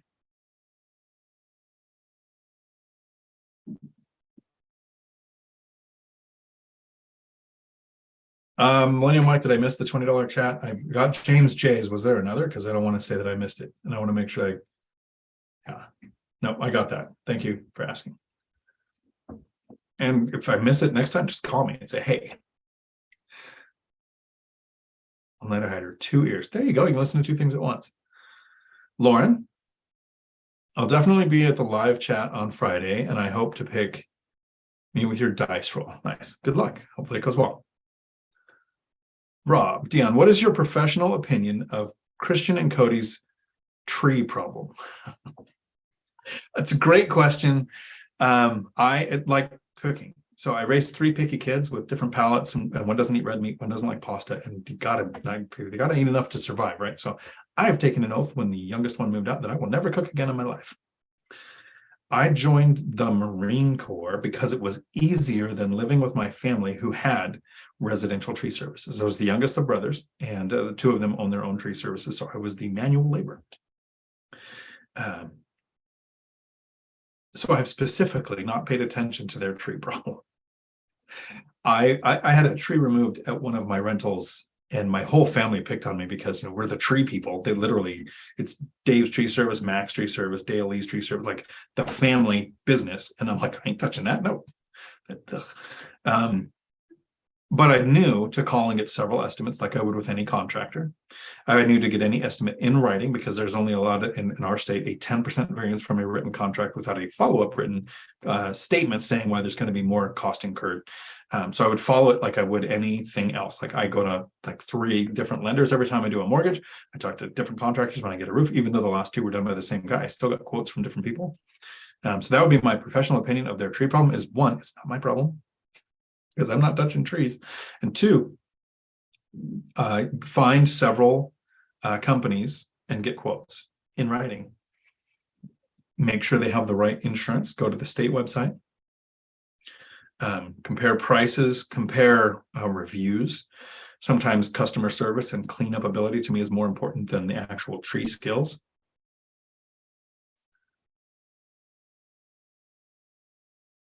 Millennial Mike, Dion just hating on Gary. No, I'm not. I just told people to move. Matthew, I would like to donate my dice roll to Dividend Dave. There you go. If you were a member, I would give it to you. So the next roll that's not a member, if you win, it goes to Dividend Dave. But you'll have to remind me because I don't even know what day of the week it is usually, let alone a statement like that. That's really cool though. Kenzie, howdy. Love the breakdown. Thank you. Thank you. Awesome. I hope it helps because like I said, those first few years feel like it takes forever. And everybody's like, what, you're only, there was the comment where, it was 2 rentals and he has $800 a month in cash flow. Doesn't seem like he's going to get that. That's more than I was doing in the first couple of years. It takes a while. It takes time added to the equation. To and Fro Global. Howdy. Thank you for being a member. Thank you for your content. I learned something. every live video. By the way, you missed Derek's 1031 exchange depreciation question, and I'm curious about the answer. Thank you. There you go. So missed Derek's question.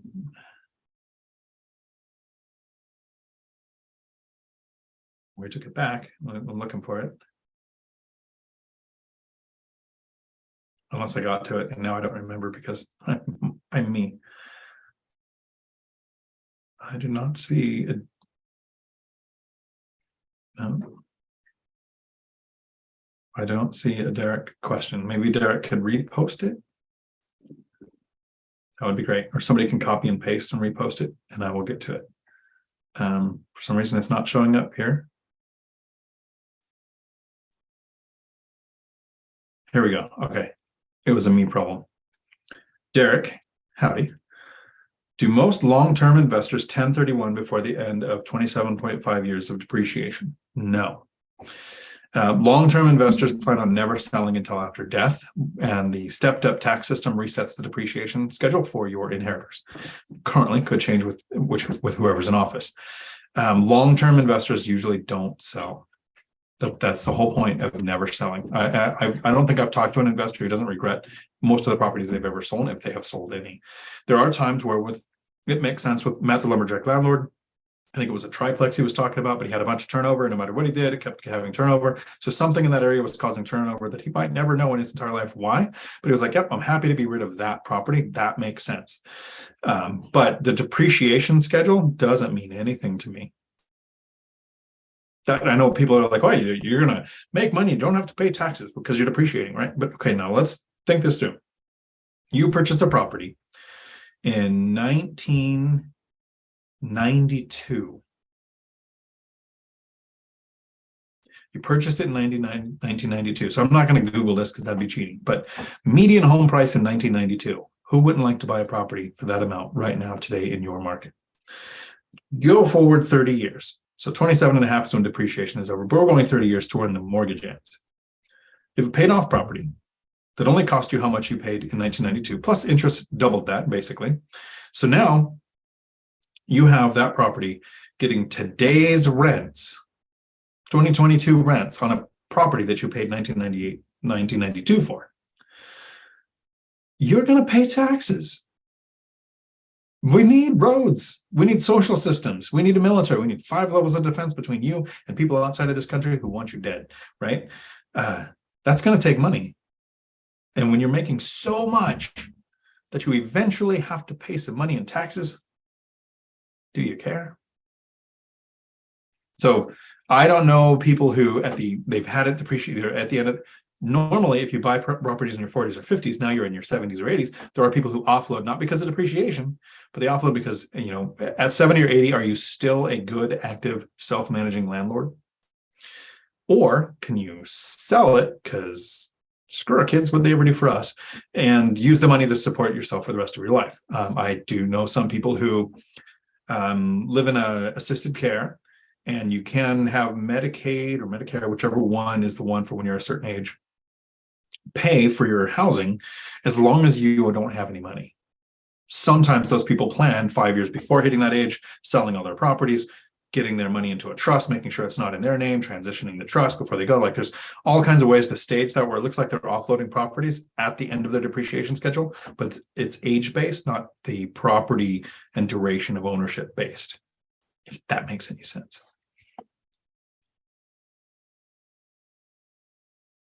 And then I see we got a new member. Seeking Adventure LC 200. Friday, you'll have to tell me what your name means. Welcome. We have cookies on all of your computers.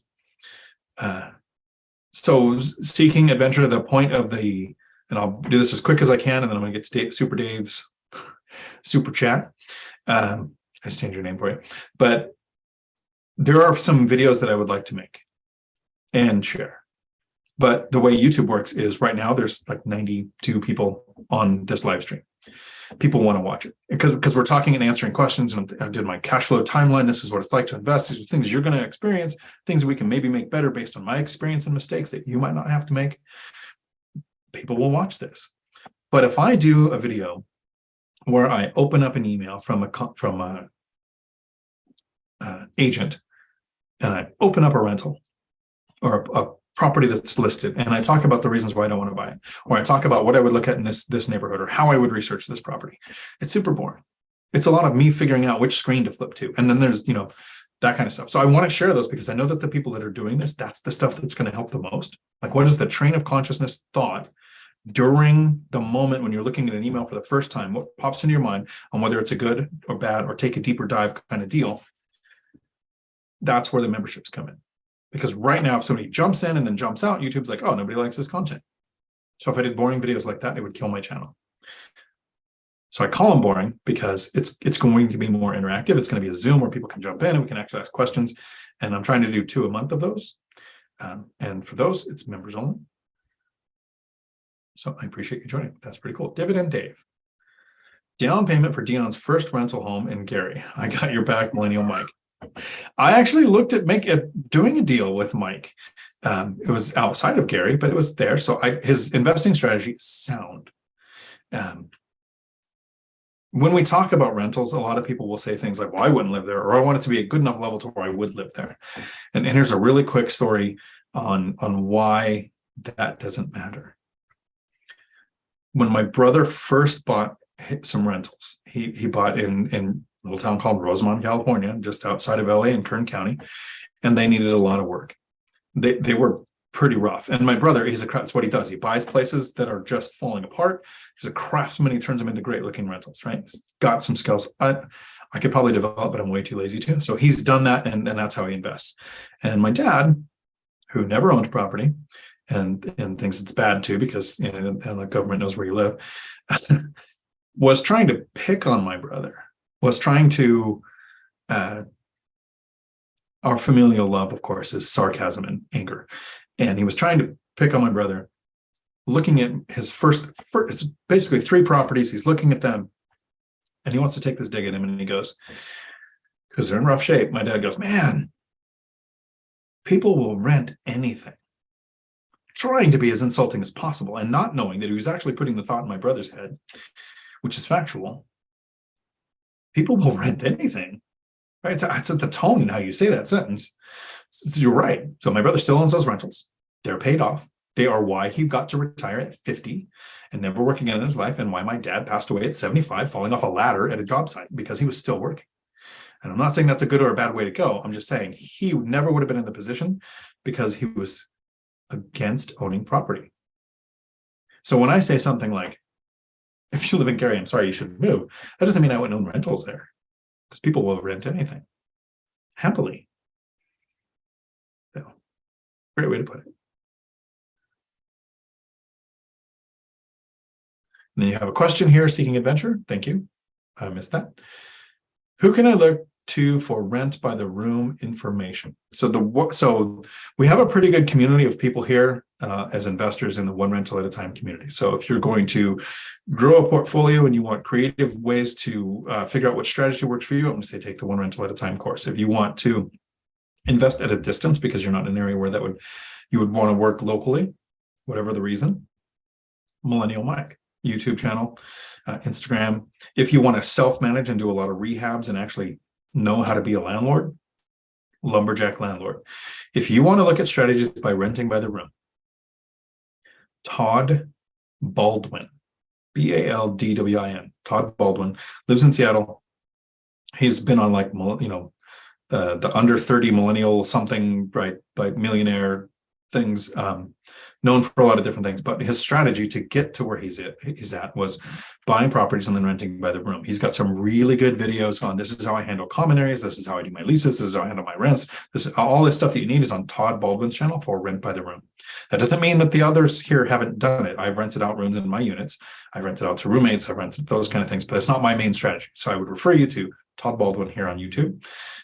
He's actually pretty interactive on Facebook too, so you can connect and usually ask questions.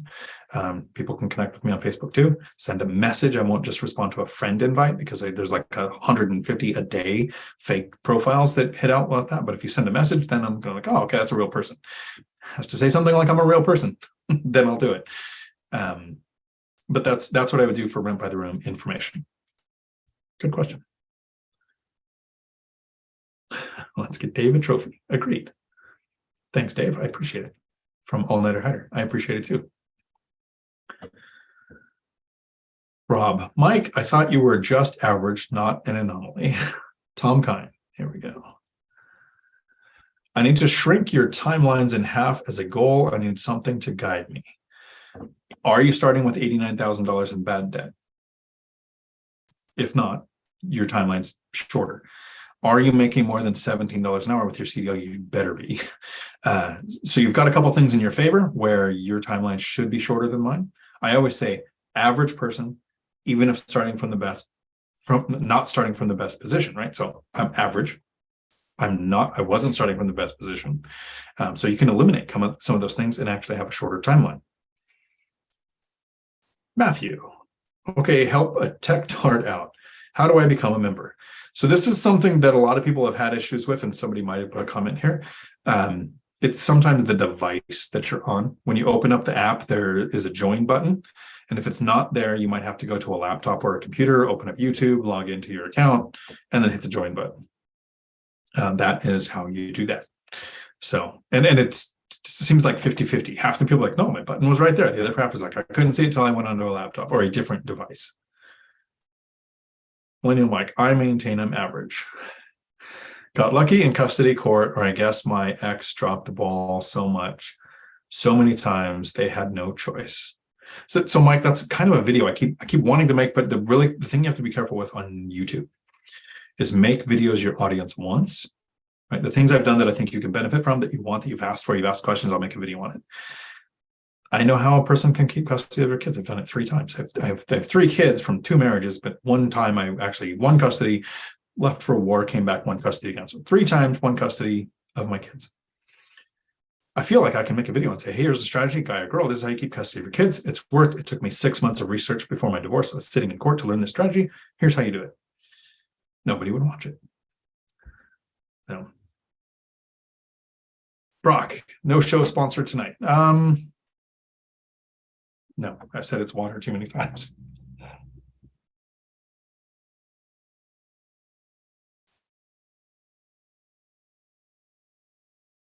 Not tonight. My eyes water. Michael, howdy. Question. Have you ever installed surveillance cameras as a value add or had a tenant request them? I've had tenants put them in. Comcast has a couple of my units.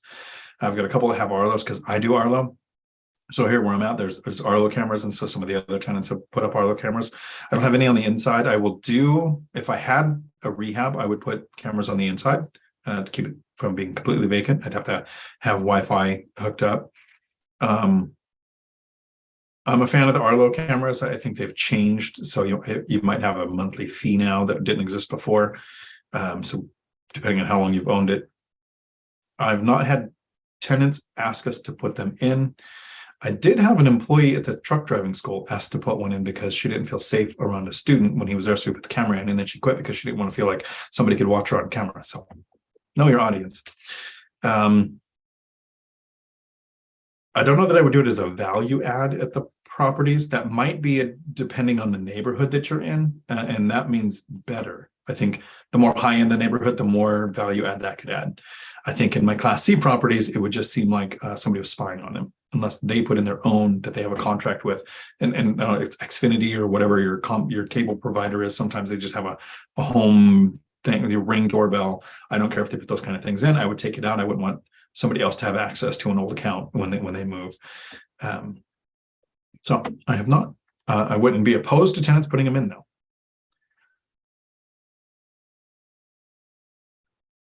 Sure, I'm not missing something here. It's the KIP. Rosemont, Lancaster, Palmdale, good area to invest. So Lancaster, Palmdale, yes, because they're in LA County, but they're not in LA City. So I'm not sure how the eviction moratorium hits there. And then quick trivia, I went to the 9th grade in Rosemont and then moved to Palmdale to finish. I could not get out of the high desert fast enough. I wanted out of the desert so bad I joined the Marine Corps. One of the reasons. They put me in 29 bombs in Saudi and Kuwait and everywhere where there's just dirt. So when I got out, I looked at the country and I was like, it rains in Washington. Been here ever since. Thank you for that, Kip. I appreciate it. There, and Rosemount's a good area. You've got the Air Force Base there. You've got the windmill industry. You have the green industry, the Green Cross, because you're right outside of LA County. And there's like on Rosemount Boulevard, there's 21 dispensaries in one small area. A booming economy.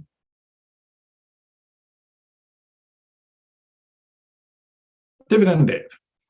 I'm working on a possible creative seller finance deal for my first Gary House homes. Nice. So hopefully you are talking to Millennial Mike, maybe Matt Ski Finance, who also has a YouTube channel, who invests at a distance in Gary too, kind of has the systems in place. Let me know how it goes. Maybe we could talk about that during the members live stream on Friday. That'd be cool. Michael Smith.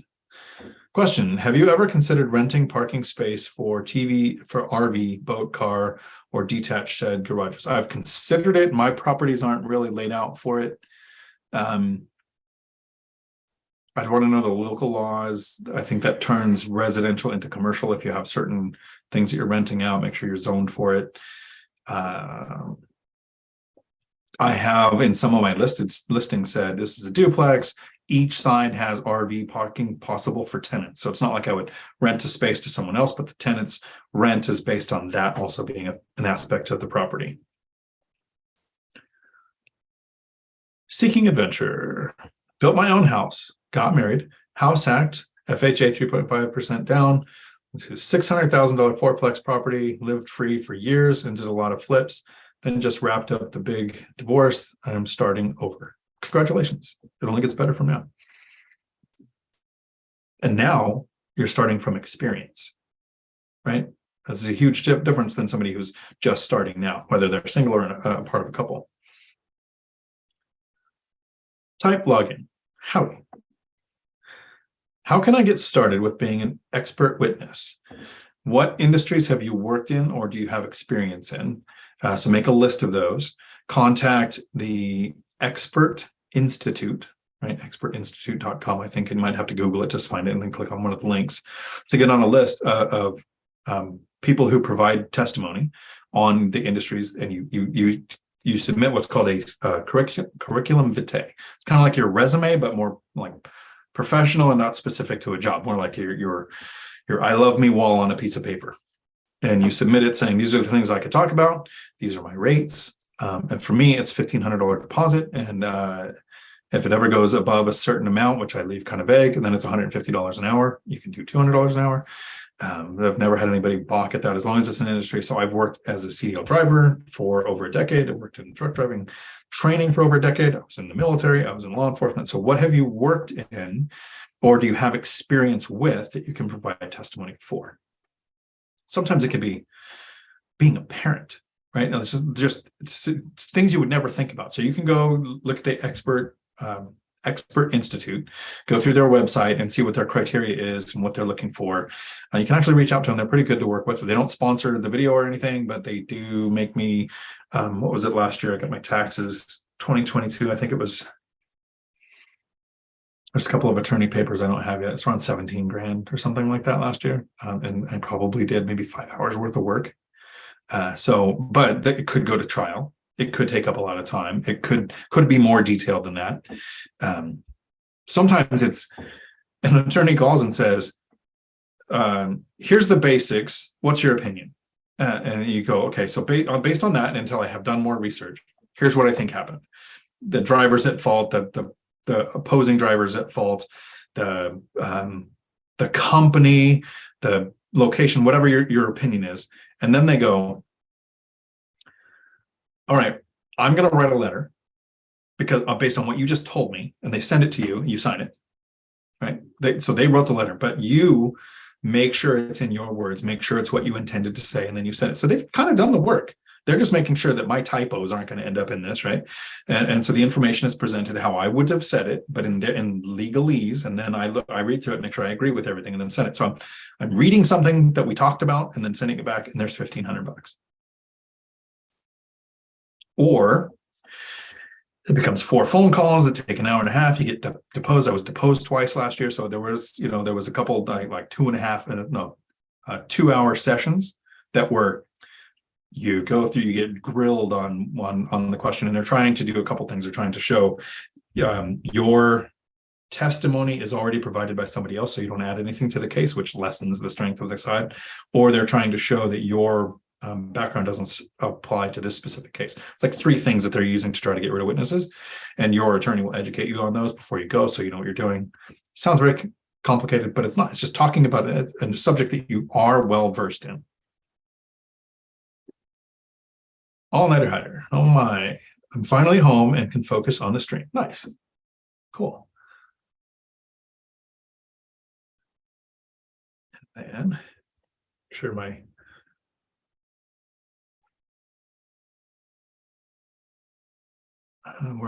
there we go. Laser focused solutions. Howdy.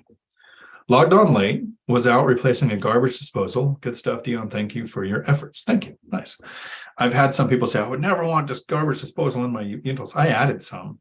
There was a couple tenants who asked for it, and I just said, I would totally do that. I don't care, but it would be like another $20 a month because I have to pay for somebody to come and install it and everything. So it was like the tenant was like, I don't care. I just really want one.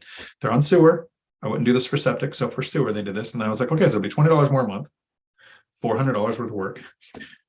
What's the return on that? Because it's in perpetuity. The $20 doesn't just come once a month. It comes on every time the rent's done in that point in the future.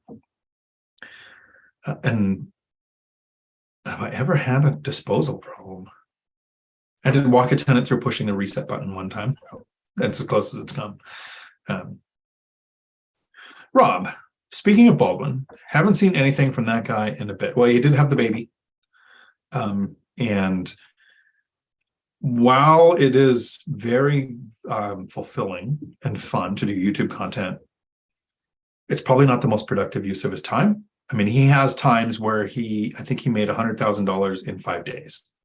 He was doing something. I didn't catch the whole thing, but I caught the clip where he was talking about, oh, we did this, took 5 days, made $100,000. I was like, yeah, YouTube channel is not the way for you to make money, right? Still there though, still actively investing, still has great strategies, and who knows, maybe he'll get more active into it again.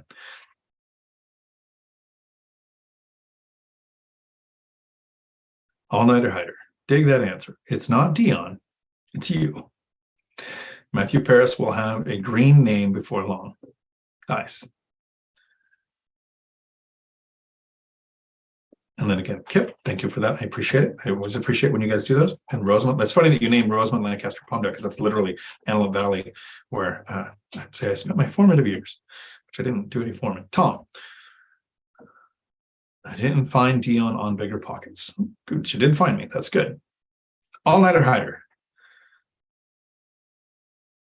LFS, so, yeah, right, okay. Did you remember to eliminate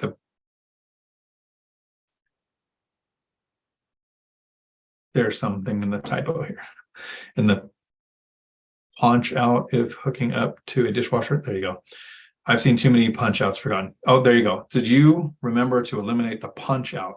It's funny that you say that because the first time that, and this is back when I was working with my handyman, I was connecting it. The handyman comes in and goes, let me show you something.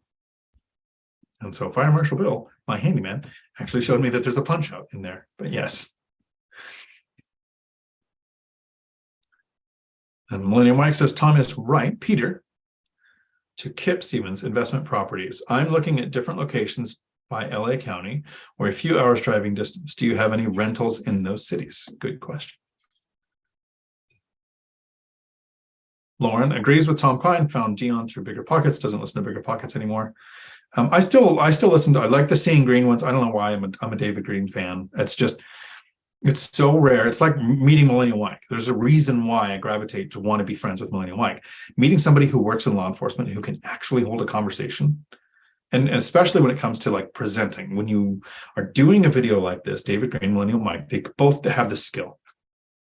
You have to think of the sentence that's 3 sentences ahead of the words coming out of your mouth so that you get the tone, inflection, and word spacing right. That's a hard skill set to have, and it makes you a better communicator. So I don't know that David Green's ever said anything I disagree with, but I will kind of want to watch all of it because while he doesn't invest the way that I do, he continues to house hack. He is trying to get information out to people. Sometimes the information is stuff that doesn't apply to me. But the Seeing Green ones are good because it's a format like this. He's answering questions.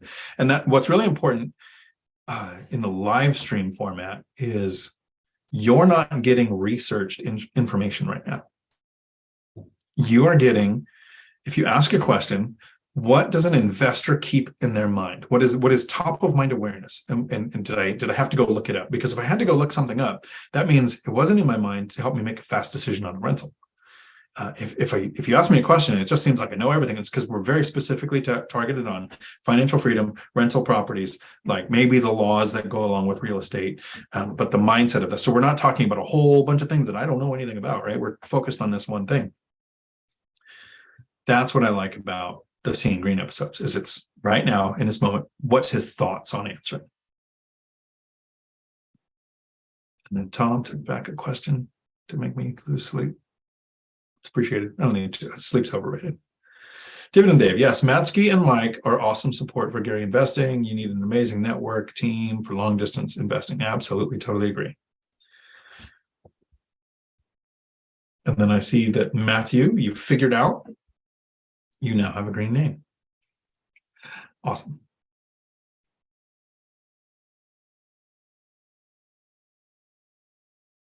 And my chat moved. Dave. Tom, you found Mike through me. I'm on Google Voice as you drive. Don't brag. Don't text and drive. Michael Smith, smash the like button. Thank you for that, Michael. I appreciate it.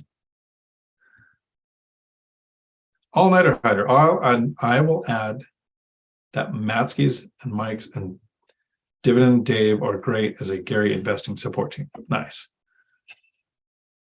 Michael Smith, nice hand. Howdy.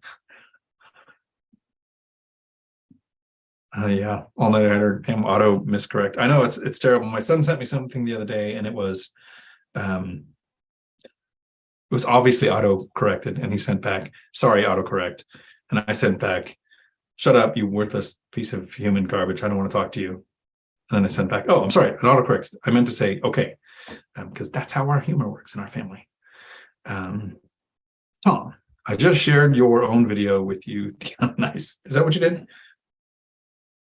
Okay, I'll have to check. Clint, howdy.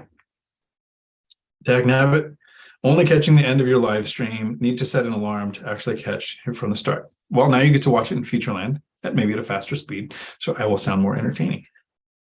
And again, Matthew, thank you for joining the membership. I agree. Like I said, we have cookies on all the computers. Kip, you grew up in Lancaster. Nice. It's so weird. So I have a rental, and I went to do the binder strategy. So I'd never talked to these tenants before because they were in the property when I purchased it. And I went to do the binder strategy. So it's like 3 months after I owned it.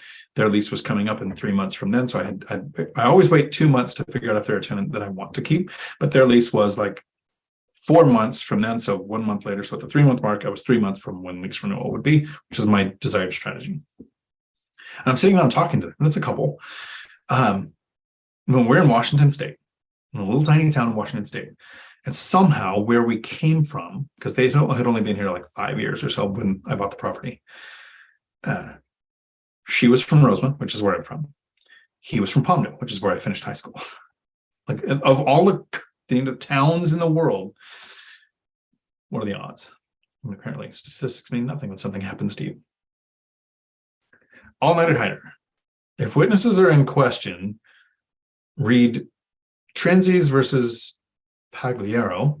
Statements of counsel in brief or arguments are not sufficient for summary judgment. What that means is no one can testify for a witness. Yep. That's why, so expert witness testimony is a confusing chain of words because it makes it sound like you're a witness. But expert witness is somebody who comes in and provides testimony. You're not a witness. You didn't view the thing in the event. You look at the parts of the case that apply to what you would know, and you give a statement. It can be written, can be verbal, it can be whatever. It's just confuses people when you hear expert witness because they're like, oh, you paid for watching crime? That's not how that works. And I think we're almost to the end of the questions for today. So if I've missed any, I didn't mean to skip them. Got to put them in again. And it looks like maybe we'll be wrapping up a little bit, depending on if we get any more questions in here or not. Tom, hello and welcome to your future to all the new members. Yes, thank you guys for joining. That'll be awesome. We'll see you on Fridays, at least twice a month. We're trying to do members only live streams where we do what some people would consider boring, but where I consider we can actually get in and like do the work on what's it like to look at a rental and run the numbers.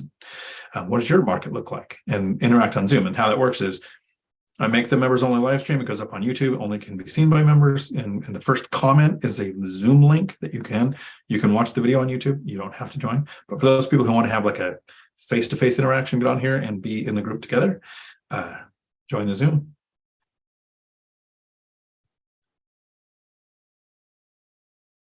Matthew, well, look who's all official and stuff. You figured it out. Nice. Oculus, howdy. Oculus One. Cool, I'm probably saying that wrong, I think. Because I have an Oculus, it throws me off. I have two Oculuses. Oculi? I don't know. It's probably a reason why Meta's stocks are down. Derek, thanks, Dion. Appreciate hearing your journey. Thank you.